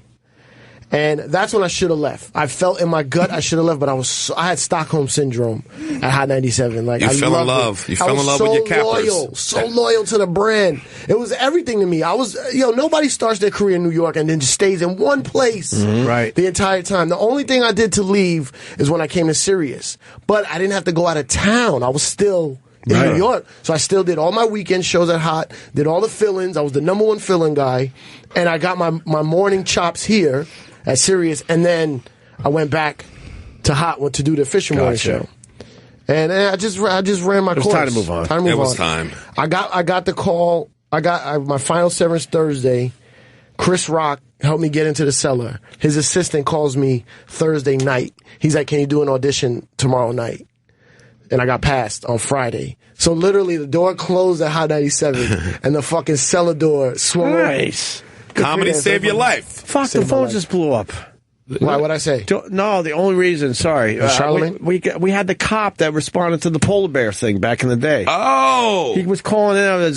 Call back. I was about to go to the phone and it just exploded. Why did it do It that? just wiped out all the phones. Every line was lit. Oh, you should have just cut me off. ISIS, What am I ISIS talking behind about? It was definitely the cop that responded to that whole thing. He'll that we call talked back about. in. He'll call back in. Anyway, Call back. so it was a great thing that happened. Yeah. I mean, I love it. I loved it, and I love it, but it's time to go. Now I do all this other shit. Yeah. You were there when I remember DJ Red Alert. He was Hot 97. Yeah, he's back now. Is he? Yeah. Is he? Yeah, he does like a weekend show. Were He these was like first on Kiss. Yeah. Kiss FM. Oh, Kiss FM, right? Remember that, Jimmy? That's our fucking... Come on, Jimmy. Yeah, I was in high school back, I was the white kid with fat Adidas laces. Really an embarrassment. None of the black kids want anything to do with me. It's embarrassing. I don't know. DJ Red Alert. I don't know any of these names. Yes, You know Red Alert? The big fight was him and Marley Marl would have this fucking back Marley and forth. Marl. Yeah, Marley that's said like a Marl. true like guy, but he did have an L at the end of his name. You gotta know some of this shit. Some.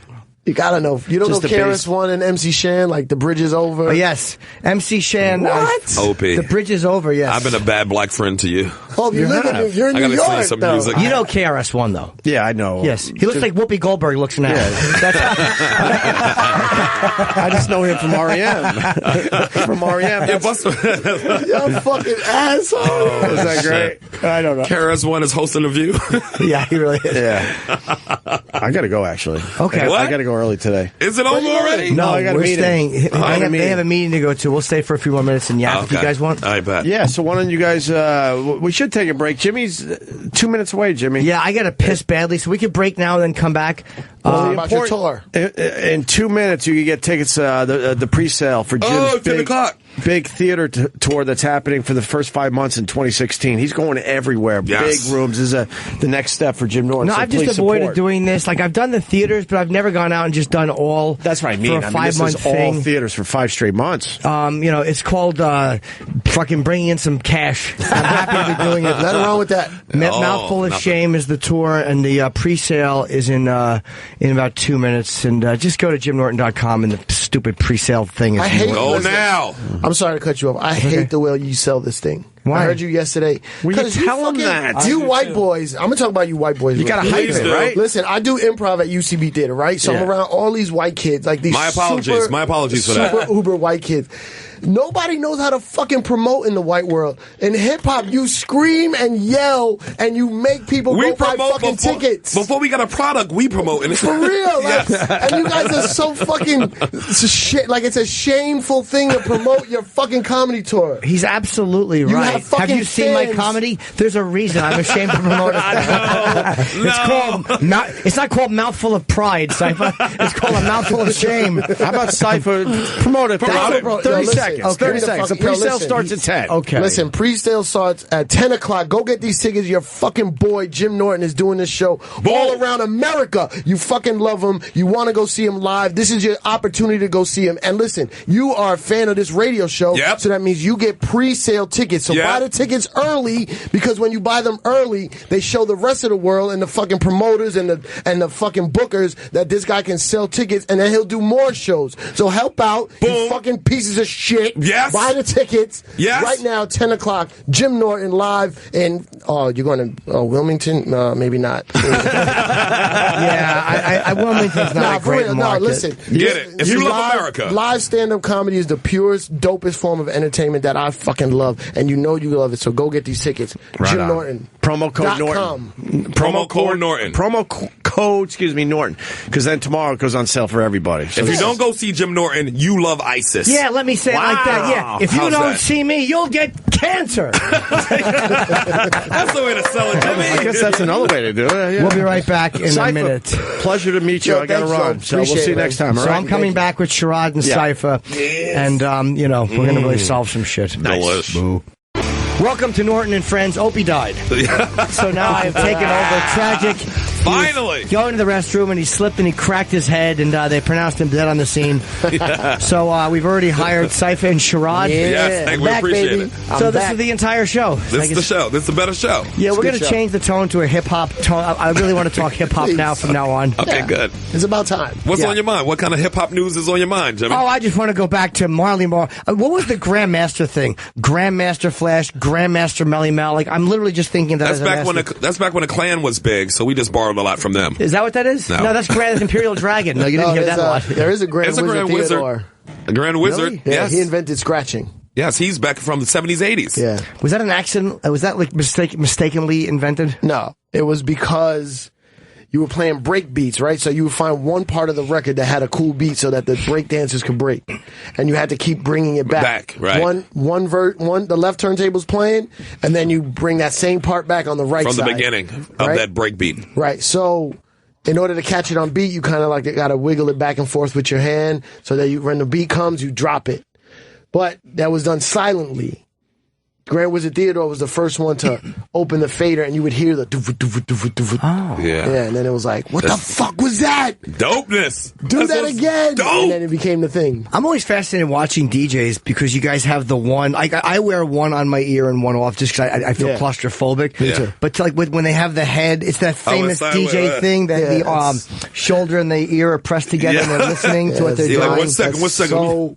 That's so old. Is it really? You should still do it. Why y'all get too proud to do that? Is that like turning around for because as a comedian? headphones used to suck. Right, and so you have to like hear hold them on, like Yeah. and try to push them as close to your ear as possible so you can hear the next record. Oh, okay. Yeah, But now it's not necessary? Cool. Nah, it's Well, it's a good look though. It's just like when dudes in basketball lick their fingers and some shit and shoot the ball or whatever. It's like, you ain't got to do that. Michael Jordan got to stick out his tongue. But he probably doesn't even know he's doing it. That's partial, just a habit. Yeah. But holding the headphones just seemed like, why do they do that? But I even see people do that when they're not DJing. It's like, No, even when house you're pretending, DJs. you're gonna. Yeah, that's like the typical. That's like when a white girl does like the hand motions of DJing, and she's like, do it. You hate that, don't But you? house DJs only have one ear, a lot of them, and they have to hold it. Oh, but they're not using their hands to scratch. That's why. How come rappers started fighting? All right. Like why? How did all this you wanna rap break battle- this down? I'm Jim? curious. Yeah, I'm very because you don't. It Because doesn't they were happen in niggas rock before they were rappers. That's not even. That was always my theory. I mean, wait a minute. Hip hop is based. The core, the basis of hip hop is fighting. Because you have one DJ, right? The DJ was the battling. star. Yeah, the DJ was Not the fighting. star. Okay. Yeah, same thing. DJ was the star, and he would get a guy to talk on the mic to talk about him. And how great of a DJ he was. That's what the rapper was. So right. then, that's what MC comes from. MC, he was right. MCing the event. Right. Like an MC does like Master a fucking... of ceremonies. Yes. So then there was another DJ, and he was like, yo, listen, they say they're the best. I need you to say I'm the best. And then say how they're not the best. And then say how they suck because they did this and I'm the best. And that's where battling started. Yeah. And that's what I'm saying. Like, why do people talk so much shit in hip hop? Why they battle? It's the essence. Okay, that makes sense. It's from the beginning. That's where it came from. Well, when I used to rap in Detroit, I was involved in a rap battle once, and I was going to lose, but I just listed all the negative things about myself. And I pointed out that the other kid's name was Clarence, and he was rich, and he went to a private school, and he didn't know what to say. Rabbit. I don't know how you heard of my name. But God damn it. It's all battling. It all came from, just like breakdancing and all that. That's why there's a whole bunch of grabbing your dick, fucking battle. It was so innocent back then. It was fun to listen to when I was in high school because it was all like, oh, you're a sucker MC, and oh, quit biting my rhymes, you. And all of a sudden people started firing guns at each other. You're like, oh no. It was always firing guns. Were they? It was innocent on the records. But in the streets, it was exactly the same how it is now. Remember back in the 80s is when KRS-One's DJ got shot and killed. Listen, we all know what happened to Scott LaRock, but you might want to explain that to the audience. Yeah, Scott LaRock was the DJ for BDP up in the Bronx. And this is right when they first started. He was producing, DJing, BDP, mentoring all the guys up there like D-Nice. And then he got shot trying to break up some type of beef between D-Nice and some girl, some dude over a girl. But that's not a rap battle. That's a domestic thing almost over a girl. But it's all the same That's all nowadays. Like, the same shit. It's all part of it. That's why people You ever like, fuck Miss Melody? I didn't fuck Miss Melody. I wish I did. People think when they talk I heard about she's hip small hop. now. Is she tiny now? I think she died. She died? Yeah. I was so shocked. I'm acting like I just heard that fucking Obama died. Oh, Miss Melody, I haven't thought of her in 20 years. But she was a big part of a lot of jokes. Yeah, she died. Wait, Miss Melody died? A couple years ago. From a heart disease? I don't remember. Had to be. Had to be. Had to be. Could have been a car accident. He's just assuming she's overweight. Car. She Well, ate a people car. talk about hip hop like the inventor of hip hop was like this artsy, like a guy with a beret and a cigarette holder was like, I'm going to start a culture of consciousness. And then that's how it started. And then it got evil and dark. No, it fucking started with some guys. They're like, how do we make some fucking money so we can get some bitches? Let's fucking throw a party in this park and charge people. And talk shit on the mic. That is like the essence. Yeah. Okay, I never thought of it like that. I guess that makes sense. But I remember that was the big battle. That's why I mentioned Molly Molly and DJ Red Alert, because when we were in high school, we would listen to those. Yeah. And It's the same, like the breakdance was brought up when people, they want to fight. They You're telling me? Of course I know that. It's the same are you kidding me? I used to pop lock. I was a pop locking champion of the Upper East Coast. The Upper East Coast. That's right, the Upper East Coast. Maine and Vermont. Absolutely. I used to. My in Burlington, Vermont. My friend Ramon was killed spray painting on a train. And yes, you might not remember in the Bronx. It was a whole big thing. Break Street? Beat Street. Yes, of course it was. Spider was right over. Was it? No, Spit. No, Ramon. Spit. Ramon. No, Spit was the guy. Oh, Spit was covering everybody. Yeah. And that was the big. There was the two. There was fucking Breakin' and with fucking, which was like felt like the California Happy Fun version. Yeah. And then there was Beat Street, which was like the Bronx New thing. York, yeah. I thought that New York would always look like that.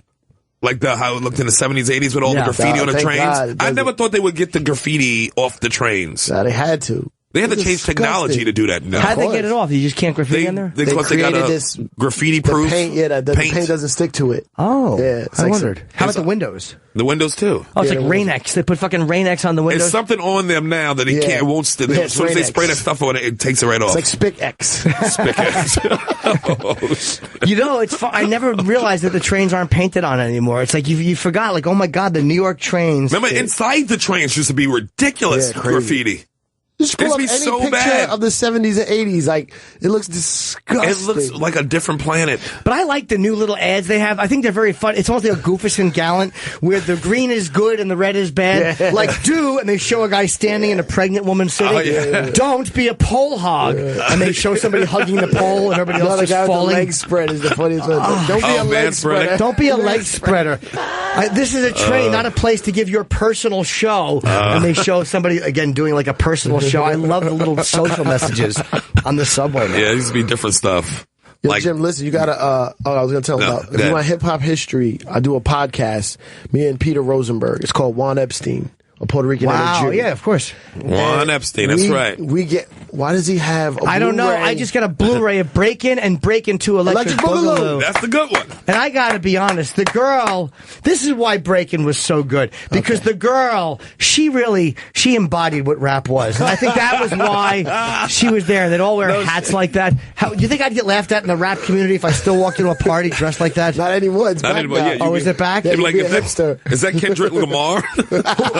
Who was that girl in the middle? Oh, that's in the middle? She was like the one who they brought in because she was a street. She was like a professional dancer or whatever. A ballet dancer. They wanted to bring her, make her part of the group. She was like the fucking girl in House of Turbo and Ozone. She's every white girl in the urban movies with the white girl setting. Like, yeah, the black guy, the Puerto Rican guy, and the white girl. It kind of She's like, hey, I get it, man.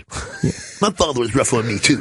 Shut up, bitch. Hey, Beat Street wasn't for the white people. That was for the black people. This was for everyone. This was for everyone. There's no white people in Beat Street? No, there's not as many. It wasn't as well behind the cameras. Absolutely. They dominated. Her name in the movie was Kelly Special K. Yeah, that's right. Special K. Wow, Kelly Special K. Remember how many people who had like special whatever for their fucking nicknames back then? Names back then were horrible. By the way, Love. MC Shan wrecked Snow's song. Snow had such a good one, Informer, and then fucking MC Shan had to throw himself into it. It's like, really? Oh, he was on the remix part of it, right? The different version, There's no reason to do that. It wasn't. White people have one good reggae hit, and he had to spoil it. That guy really fell off the fucking face of the earth. I saw Snow somewhere. Where are you now? Type of thing. Oh no, you never want to be on that list. He's fatter, a little chubbier. He's banned from America. Why? Is he? Yeah, he's broke. No. He's DJ Slush. Oh no, what happened to him? Because he got arrested or something and couldn't come out of Canada anymore. Yeah. Oh. And that's why his career died. Because at the height of his career, he got banned from the States. Oh no! I hope it doesn't happen to Russell Peters. Oh, that's right. Another Canadian, very popular. Yes. And so there's a beef between him and what's her name, Gina? Oh. No, Russell and yeah, Gina. Well, I just heard part of the story. That's why we were bringing her on. Gina Yashere. Yeah. And Russell Peters? She's saying, Kurt told me the story. That's why she's coming on Race Wars today. She said she had some problems with Russell, over jokes. Oh, like some stolen shit? That's what I'm hearing. I don't know, so I'll find out tonight on Race Wars. You should have contacted Russell to see if he can. Yeah, I'm gonna call him. I'm gonna call Russell too. The show's not till 7, so I'm gonna talk to him before that happens. He's a good guy, man. Love him. I love him. He's a really supportive guy. When I shot a half hour for HBO in like 2006, the first time I met him. You know Yoshi? Yoshi's. Oh, yeah. He used to work for Evil Angel Porn. He would do all their box covers and he used to stand up. But he brought him to my show, and Russell was such a good guy. I didn't know who he was. Yeah, good guy. I had no idea he was one of the biggest comedians in the world. They brought me a Kiss book because he had big Kiss face. He's a lovely guy. He is a lovely dude, man. I love him. That's why I want to hear what's going on with this. First, right? Russell Peters? Okay, hold on, guys. He's from Toronto. Yes, he is. He's a DJ. Yes. He was funny. People thought he was funny. So he decided to do comedy to make money to buy records and fucking blew up as a comedian. I didn't know that. I didn't know that either. Every house he owns, there's turntables and records. Yeah. That's why. But he does love music people. That's why he's with Marley Marl and all them old time, too. Every concert, there's an old school hip hop reunion backstage. Yes. I went and saw him at he came in and he said, hey, Jim, you never come to see me at the Garden. I don't go to see any shows. Right. I went to see him because he's friends with Melly Mel. Melly Mel. And I wanted to meet Melly Mel. That's what I was talking and Eric B was there, Melly Mel, a whole bunch of those Jizzle guys. from Wu-Tang's always there. Yeah. Master Ace. They love they're him. all there. Yeah. I was wondering what the connection was. Yeah, How did he know all these hip-hop. guys? He fucking He loves hip-hop. He'll fly them out. Yo, I stayed at his house. Well, he invites you to stay at his house, right? Right. I go, I'm coming to L.A. He's like, you're staying at my house. Right. I don't know him that well. Pretty well. We have common friends. I've never gotten that invite, by the way. Listen, he'll invite you to his but house. I've never been. It's fucking amazing. He sends a huge. car to pick you up at the airport. Yeah. Car picks you up. You go to his house. You get a room in his house, which is like a fucking hotel. Yeah. He shows everything you can have, anything in the fridge, whatever you want to do. You can bring girls over if you want. He gives you a car. He gives you the key. There's a table with keys on it. He's like, take any car. He's a good dude. Russell's a good dude. Yeah, he's a really nice guy. Wow, I didn't know that. I've never been... Look, there is DJ. Yeah. So he legitimately knows how to do that. Nice. Oh, okay. So he was funny and people started to like his jokes. Yeah. Well, this shit blew up on YouTube. Yeah. He's like, is that how he got famous? Yeah, like he got a lot of like Asian kid, immigrant jokes that's really good Right. for that kills. some Asian kid put it on YouTube and it spread through the fucking Facebook and all that shit and YouTube and Greg Rogell's on tour with him. Yeah. All the last year, and I think they're going But I back know out this so year. many guys who've been on tour with Brooklyn Mike. Oh, He yeah. hit me the other day. He always calls me, he always says some Spanish shit to me. And he goes, yo, you know Nicky Carr? He's a comedian, right? I'm like, yeah. He's like, can you put her on your shows? I'm like, I don't really have any shows right now. I used to produce a lot of comedy shows. I'm like, I don't have any right now, but I know who she is. She's super funny. I'm like, why? What do you have to do with it? He goes, I just want to make sure everyone eats. If he thinks someone's funny, he fucking promotes it. Yeah. It's fucking amazing. Who, Mike? No, Russell. Russell. Oh, Yeah, Russell's a good dude, man. Russell, man, like. I think you fucking said great. Brooklyn Mike called you. No, Brooklyn Mike was opening for him for a while. Right. Like he'll have all these different guys. He has 2 DJs on stage. Yeah. You didn't see that when you saw the show? I didn't remember. No, I went and I saw the show. There's one DJ from Toronto starting from scratch and another kid named Spinbad who's from here. Spinbad, right. He has 2 DJs on stage with him the entire show. Are they doing any music? I don't think he did In the any music. beginning. Oh, okay. Maybe I got there really late. You know what? I did. I missed Rogel. I missed everybody except I walked in like a minute before Russell went on. Right, yeah, I missed so a lot of DJs, that. yeah. Okay. Yeah, Rogel said it's an amazing gig. Russell, they fly like they love first it. or business. Oh, they fly private. Some private. It's private, the whole thing. No, but he's flown on Emirates. Oh, and I'm Emirates, like, right. why am I such a dirty pig? Russell likes me. I'd love to open for Russell Peters, but I'm too fucking filthy. They would lynch me in a fucking Muslim country. Because I'm dirty, yeah. Don't go to a Muslim country. Go somewhere else. Go to the Indian countries. They like it. I don't think they'd care for me either. Some of those shows were outside, but it was packed. Yeah. Yeah. I'm talking fucking Yeah, no, I don't think they want to hear my fucking... 50,000 Yes, they do. people in this motherfucker. Yeah, my pro-trans material would not work very well in fucking Mumbai. They got so many trans over there. Do they really? What? Oh, okay, I don't know. Oh, yes. I don't travel. I'm not a worldly guy. It's a lot more in India than it is here. Oh, really? Oh, yeah. They got the, it's kind of like the Asian thing. The whole Asian area. They got sexy boy areas, nigga. Yeah, India got a lot of... Well, I don't want to go to sexy boy areas. I want a lady, for Pete's sake. They cut them off. Remember they got the hermaphrodites there, too? Hermaphrodites there, too? Maybe because there's so many fucking millions of people in India, you have more of everything. More of everything. Because India is massive. Penn Jillette said that when he went there, like they were threatening to cut the arms off of kids for money. Like that's how the beggars do it, where they want money, and they would threaten the kid with a knife, right? Like the mother would. And he said, "You just give money. It's what you do." So not me. I'd be like, just chop that fucking arm off. No, because she might do it. Good. Nah, you know what? I'd feel guilty if an arm came. If she was just going to hit the kid, I just I'd probably happened to enjoy be it. there. I just happened to be there, Jimmy. I know, but you can't blame that on me. She didn't know my flight. For how much? How much you got to give her? That's a great question. I don't know. Maybe if you don't give it a 10 spot, probably saves the arm. If you give $1, he gets a finger lopped off. I don't know. Good for fuck that kid. I would have laughed at that lady. Yo, this world is I tell you, in Jamaica, they fucking push a log in like a tree log in the middle of the road, dirt road. and it's niggas with machetes like this. Pay toll. Yeah. Toll rule. Really? Toll, and then they roll it out your way. They will roll it out of your way if you pay the toll? Yeah. How much is the toll? It depends. Does Easy Pass work? You trying to hold up your fucking Easy Pass to raping your wife in the backseat? Oh man, yes. It's outside of these borders is a whole different ball game. These borders too. Mexico though, that's I heard they do that in Mexico where they or Brazil, where like a lot of the bandits they'll stop traffic on a highway and they go car to car just robbing people. Oh no, the cops! You gotta love that. I went to Mexico when I was on MTV. Full, film crew, everybody all in the van. Cops pulled us over, and the driver was like, "Oh, we gotta pay.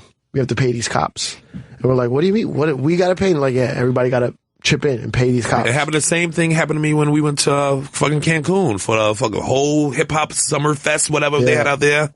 And a bunch of our boys just got picked up by the cops because somebody had a fight in the club. We're outside the club. Right. The cops just came and just grabbed 10 niggas. Yeah. They just grabbing motherfuckers. Took them to the precinct. We had to go into this fucking I'm telling you. Filthy. This was the worst place I've saw in my life. Cancun? In Cancun. Wow. I bet you sorry to interrupt you. I bet you they keep it that way because it's such a touristy area. Right. You'll do anything to get out. anything to get out of there. And one kid, a local dude, when we first got to the precinct, we smelled pot. I'm like, somebody in here smoking. We get to the front desk, it's the cops.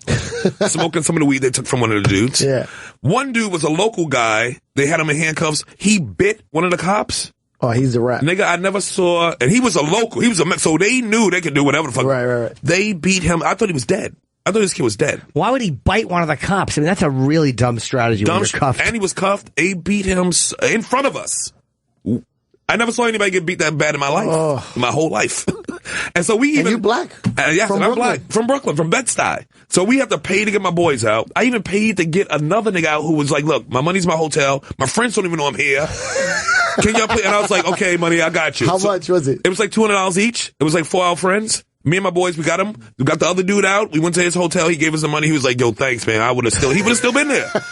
He would have still been there today. Because how do you call your friends to bail you out? You don't. They put you in jail, and then they assume once your friends don't find you after a day or so, they're going to go check the fucking police station. Right. Or whatever you have on you, or they'll just wait around. They'll wait it out. I know somebody told me the cops took the guy to the hotel to get their money. I've heard of that too. And when we were in Brazil, the rule was when you went from the help, the club, to the hotel, you did not get in the car with the girl. She came in a separate cab because it was scary that the cop would pull you over and she would throw coke in front of you or something. Oh. You didn't want them helping you get set up. Right. And this is when... what girl? Any girl? Any hooker. Yeah. Oh. So we got stopped one time going to the Sheraton, and they take us out, and it was very scary because the guy is like searching us. The cops are searching us outside the cab, and I had a hooker in the car with me, and he's going, drugs? And I just played the indignant American. I was like, no drug. Like I couldn't believe I was being questioned. Right. And I didn't have anything, so maybe they just saved the blackmail for people who have it. Right. But they let us go. But it was very frightening. You realize how fucking vulnerable you are. I don't speak Portuguese. They really didn't speak English. Yeah. Very scary. Scary. So, you can't fuck around in those countries. Yeah, I get nervous to go to those countries, man. I get nervous. Well, with the hookers was scary because, again, you don't know what her relationship with the police is, and she may throw something in front of you and say it's his. Yeah. And then what are you going to do? Get a public defender to fight it out in 2 weeks? Even the embassy, we called the U.S. Embassy again. It was like this, pay him. He's like, nigga, that's the help you got for us? Yeah. We college students. Fucking pay. How much was it? 200 each. Oh, for that you mean? Okay. Mexico. I went to Cancun once to do 2 pilots for MTV. Actually, I used to do it in my act. I sat next to 50 Cent on the plane, and I had nothing to say to him. I was so depressed. We had 3. I was. How does bullets feel? No. He came on. He's a great guy, and he's a great guy to talk to. But I didn't know that. I was so nervous. I said hello to him before, and he knew I was with MTV. And I said, "Yeah, I'm just going down there to shoot some pilots." He was like, "Okay, cool." And then before we backed out of the gate, I didn't speak to him until we landed. I couldn't think of a thing to say to this because this was 2000. This is 2003. He was so fucking famous. So what? But I didn't know what to say. So we landed, and I did get a picture with him outside the plane. Oh, that's cool. I asked some fucking old white lady to take it, and she had no idea who he was, and he's fucking dabbing his mouth with a fucking hanky. And I've never seen a reaction like that though. As we were walking through customs, but anyway, I was down there and we just went out a couple of times. But I didn't realize how bad Mexico could be. Yeah. And I avoided the water until I had a cappuccino, and then I'm shooting my pilot in the on a Sunday on a Saturday afternoon in the heat, and I must have shit 40 times. But you can't avoid it in a public bathroom. Oh my God, you can't avoid. You know why you can't avoid it? Because you got to brush your teeth. You forget about that. You use That's a bottle of water. Bottled water. Okay, you eat food down there, right? You eat a salad, they wash it with That's that water. true. They rinse the lettuce with that water. You can't avoid it. I didn't have any problems. You like ice in your drink? Yeah. I didn't have problems with any of that stuff except when I drank the cappuccino. I think that was what did That's it. how they got you, that water. We went out to a club. If you try to stay at the hotel, if it's like a nice hotel, and they like do everything fresh. Right. Like I eat in the hotel or McDonald's. They have their own well. McDonald's all day. Really? Oh, because there's not. Well, then again, the soda with the ice. Ice. Yeah. The American franchises try to have their own separate water source. Yeah. Okay. It's 10:30. I think our show is almost over. Coke in a bottle. I shitted so much in Mexico.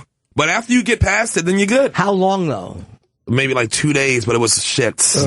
Yeah. It was 2 days of shitting. I got sick. You know what? I got sick coming home from Rio. The day we came home the first time, I remember we had an outdoor lunch. We went to the airport. I'm standing on line at customs, and I said to myself, I'm going to vomit right here on the floor. No, it was checking in before customs. I'm sorry. I'm like, I'm going to throw up on the floor. There's no way I'm not going to vomit. And for some reason, I made it through and I didn't puke. But I remember, I think it was something I ate the night before in Rio that got me fucking terrible. Or I got the crud. They say you get the crud from the whorehouses because you're in there and you're kissing all these girls. You're eating pussy. Not the wisest decision. I've never been. I'm sorry, Jim. I've never been. Oh, my God. What? You never been to a whorehouse? Never been. Like sluts? Like you with a prostitute? Local fat girl. Have you been to Rio? You never been with a prostitute? No. In your life? Never. A prostitute? Never. Is your headphones on, nigga? Yes. Yeah, believe me, I'm as shocked as you are. What? I'm as outraged by this anti-American behavior. sorry. As you I had my are. first prostitute when I was like 16, 15. I'm sorry, I never did it. What? You missing out. I had my first. No, I was not bitch that who young. leaves? I was 21. I was 21, and I fucking. Or no, I was 19. I started driving, and the first time I got a hooker, I was like, "Oh my God!" Yeah. I just couldn't believe how great. Like, she just sucks your dick. Yes. I remember some Puerto Rican girl got in my car and she was missing teeth. I got the worst hookers on like fucking Remsen Avenue, Commercial Avenue. Sometimes that's fine in now. New Brunswick. I like and a nice fucking- filthy bitch back in and the day. I George like that. Street. Oh. And one of them got in and she was sexy. She had a great ass. I would always see her, but she was missing. I just probably meth back then. And she was eating peanut brittle. And I had straight pubes like an Asian man's hair. Yeah. And I remember she got peanut brittle in my fucking pubes. That is too funny. It was a horrible fucking. I'm sorry, I don't have any of these. Nah, you missed. That was not a good one. That's not the best selling point for prostitutes. That was not the fucking best selling point for hookers. Who eats peanut brittle before they suck in a nigga's dick? That is a great question. I didn't think. I guess who knows? She probably didn't have the best diet plan. Your dick smelled like a third grader's book bag. Yeah, it was. I had a Hello Kitty cock. It was very, very bad. But that was one that stood out. Or this one girl who was $20 a pop. What year is these? These like early on? 2014. No, this is back in. I want to say this was 1989, 87. Back when the price of pussy was taken down to $5 close to crack. $20. It was, you could get. Hold on. Tracy talks I was about born that. in 68, 78, 88, probably 87, 88. And I was driving, and Kim was my regular. She was a black girl that had a great ass. And I remember I gave her the money. And I think at one point, before she sucked my dick, she had to piss. So we pulled off on her. She was so drunk. Yeah. I remember her, I opened my car door, and she's hanging onto the passenger door, and she's swaying, and she's pissing all over the fucking ground. And she gets back in, and she blows me. And then she can't find the money. And I'm like, she's like, I must have dropped the money when I pissed, and I didn't have any more money. But then I thought back, like, I think I didn't pay her. But she thought that she fucking dropped it when she pissed out my car door, so I got a free blowjob. Worked out really well. It turned into a date. It turned into a real date. I would fall in love so fast with those girls. Me too. I love a dirty fucking. I loved them. I used to be addicted to them. I was never mean to them. I loved them. I used to be really addicted. I have a problem falling in love too, but not with prostitutes, just regular girls. I like this. Here's an extra $20. bitch. Make something of yourself. Yeah, he's a little something for you. People always say that, like, yo, but they leave right away. I'm like, I like to cuddle. I did like too. it. I like the conversation. What's wrong with it? But some of the filthy things I do, you don't want to cuddle. You just want them to get out. Afterwards, you're like, I can't touch you. See, I'd rather be dirty with a regular girl. I was never really nasty with hookers. I was them. never nasty with, like, mean or nothing, but I was always, I go in. Yeah. Oh, I go in. You I get them 2, 3 at a time. But you can Fuck them 2, 3 at a time. Well, you get regular girls, though. Why do you need to pay? What? Because sometimes you bag regular chicks. Yeah, though. I bag any chick I want. Yeah, but so sometimes I just want to have the no hassle right to it and get out. I couldn't bag any chick I want, but I did like the hassle no to, and I like the fact that we would chat on the way back. Yes, like, it's fascinating. I like the subculture of it. I mean, I guess just that lifestyle. Yeah. Just like with strippers. That's what I'm saying. I've been to a couple of strip clubs, and I definitely am the guy that just is chatting with the girls. Yes, I chat. I'll get a couple dancers chat and be like, "Who you hate?" And they'd be like this. Well, I'll get you a drink.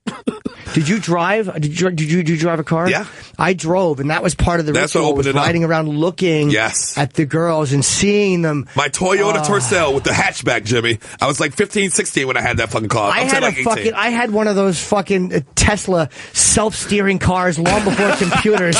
My car knew exactly. All I had to do was fucking turn the key on and start jerking off.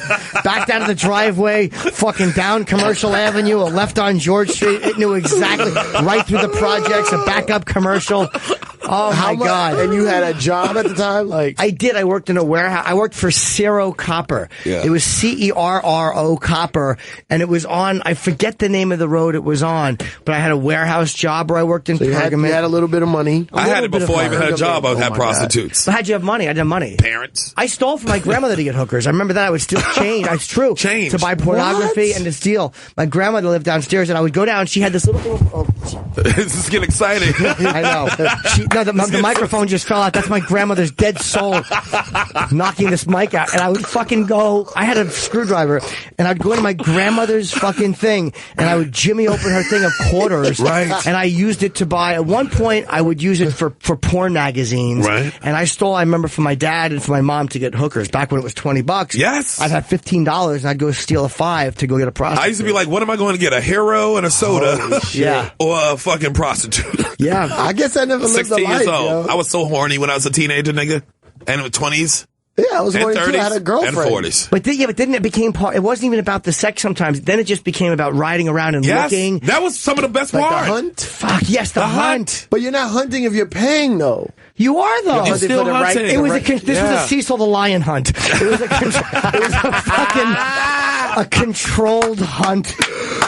You know what I mean? It was a national park. What It was still a hunt. What were you hunting for? What did you Anything look for? that pleased your eyes and your dick and your senses. Yeah. It was the whole ritual The of best doing thing. it. Some days you might be into big titties. Some days you're into fat ass. Sometimes I'll go on Backpage.com and just breeze through prostitutes just to see who's around. Who's new in town? Who's new in town?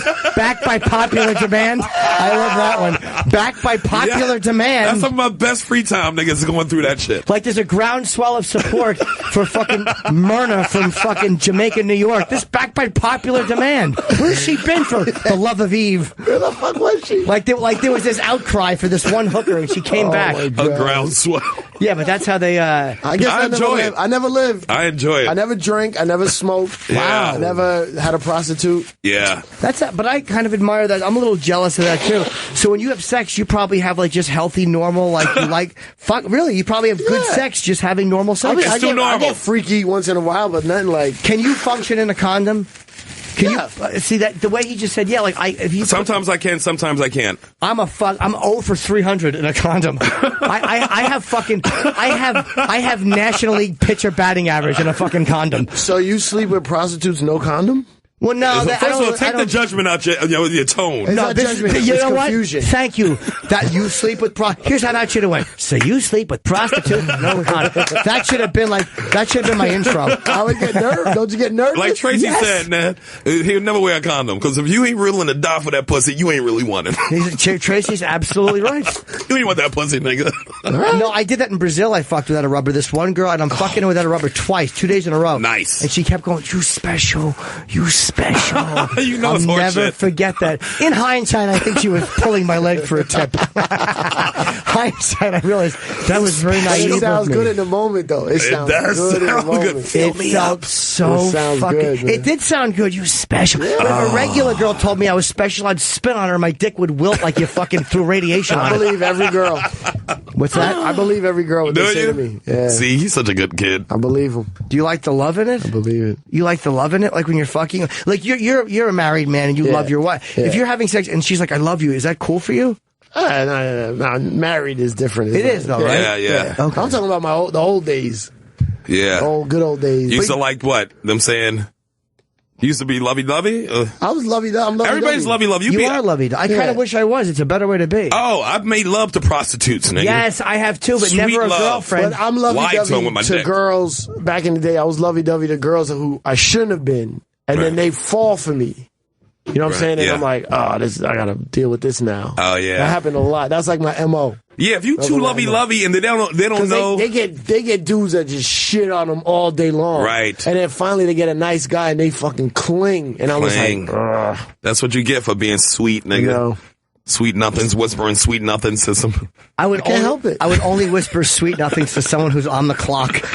That's exactly it. I love you And too. do they like it? Are they Money's used on to the it? dresser. No, but I think they thought it beats being some fucking with some guy who's a complete That's piece what I'm saying. of Like, shit. are there degrees, yeah. right? There's hookers, right? They're Are there appreciative, degrees? though. They That's what really I'm saying. Like, yes. the last 3 guys were just fucking assholes and mean and nasty. awful. And then when you come and you're nice, do they like, I like They're this guy. shocked by it. I think they like it more. It's easier for them, yeah. But then again, some of them may. Who know? I don't know. You never know what's As soon real. as they and get what's there, I not. go like this. What is it, 200? Here's 260. Yeah, I like you already. Shut up. Little something. for Already you. like you. Where you from, right here? I turned to Keith Robinson. Yeah. Oh boy, Keith. There's no He's one. the king of the prostitutes. That's where I get my skills What from. a Yes. confrontational What? fucking maniac Keith Robinson is with hookers. We've all gotten the bait and switch. He's a control freak when it comes to him, I think. Keith, we've all got the bait and switch where the ding dong. Wait a minute, you're not the person in the ad, Right. You know, I mean, I was expecting a beautiful girl. You're coughing and you're wearing fucking, Pro-Ked sneakers. You're a drug addict, but you fuck her anyway because you're a good egg. Keith, you'd be like, you ain't the bitch in the picture. Yeah. And the girl was like, well, I'll get my. And I think the guy called the fucking hotel. Right. And Keith was like, well, come up here then. And Keith was very confrontational. Yeah, he is. It's And That's Philadelphia. it worked out. Yeah, Keith is a fucking Philly confrontational maniac. And I guess they don't truly want the problem if they can avoid it. Yeah, they try to get over too, those guys. They'll send you a girl who's They on use an ad. intimidation. Yeah. But I'll be like this. 99% I'll be like of this. the I'm giving you time. half the money. Have you sent them away? Oh, I sent them away before, and I paid a chick half what she wanted. I was like, you know who I wanted? Well, you can stay for $50. Yeah. I gave her less than half. There you go. You got it. They used to give they used to have that 2 Dominican girl deal uptown for like $80, 2 girls. Yo, those stories of people want to go to DR and they're like, you could pay a girl, she's with you for the week. Oh yeah, I don't understand. for 200. I did that in Brazil. Not a lot of money. A sheltered life, guys. I did that in Rio. You did that. I did that with a girl named right. Fabiana because she spoke English. Yes, you and Patrice and back in the day. And Bobby and Keith. And Keith was the ruiner. Patrice had to mediate an argument between me and Keith because I was in love and being held like, she's a bitch. Just put your dick in her. Keith was so fucking ornery and mean. And Patrice had to fucking tell Keith that he was ruining everybody's Matrix fun. Yes. Just spoiling it. Shut up, stupid. Keith is such a fucking... Keith is a wrecker of all fun. This must be why I have a theory. I wonder why I like comics. Like, I don't really hang out a lot. And I think this is why, because they're like, he's going to ruin the fun. He doesn't get hookers. He doesn't get drunk. No. It has to be. No. You don't have to get hookers and get drunk to have fun. No, Keith does get drunk now, though. He didn't drink back then. He didn't drink at all. Highlight of my month was Keith went downstairs at the cellar 3 nights ago, and he left a fucking glass of wine, and I took 8 of his Altoids, and I put them in his wine and stupid drank it. The highlight of my month was ruining that asshole's fucking his sophisticated beverage. I wish it was rat poison. Oh, you and me both. There's nothing better than when Keith goes downstairs and he comes back up and he wonders where his Altoids are and he sees them crushed on the floor. Stepping on his Altoids literally has been my getting laid. I don't need to fuck a girl. I just want to ruin something that he's got on the table. Oh, shit. All right, it's 11:42. We got to wrap up. But Cipha, man, thank you. It's so much fun. Listen, it's an honor to be here. Thanks for having me. And your show, let's plug Cipha show. It's Cipha Sounds, CIPHA. CI, they fucked up. Sorry. CIPHA Sounds on Twitter. Yeah. And it's called No Small Talk, where he has a lot of comedians that are like more up and coming urban acts, and it's on comedy. Not just urban, but I mean, there's a lot of those guys. I like mixed comedy shows. I feel the comedy world is too fucking divided. I hate it. I hate that there's black shows and mainstream shows. Like, there's funny people everywhere, and I like to find those funny people. There's only two kinds of comedy: good, not good. Exactly. That's right. So we all know what category I fall in. Yeah, middle. Yes, the medium. The And it's called Small Talk Comedy Series on Tidal. You got to subscribe to Tidal. The first episode is for free. If you go to my Instagram or Twitter, there's a link there. Oh, nice. And also my podcast, the Juan Epstein podcast, me and Peter Rosenberg. We've had this podcast over 8 years, longer than any of these new fucking podcasts. Wait, I've done it before, right? Yeah, of course. Thank you. I'm sorry. Juan Epstein podcast is a lot of hip hop artists getting in-depth interviews, but we also had comedians. We had the last interview with Patrice before he passed away. Yeah. Oh, you're the guys he did before. Yeah, okay. We had the last interview he did. I mean, I think he came here afterwards, but like one of the last podcast. Sure. I think I was on with DJ Paul.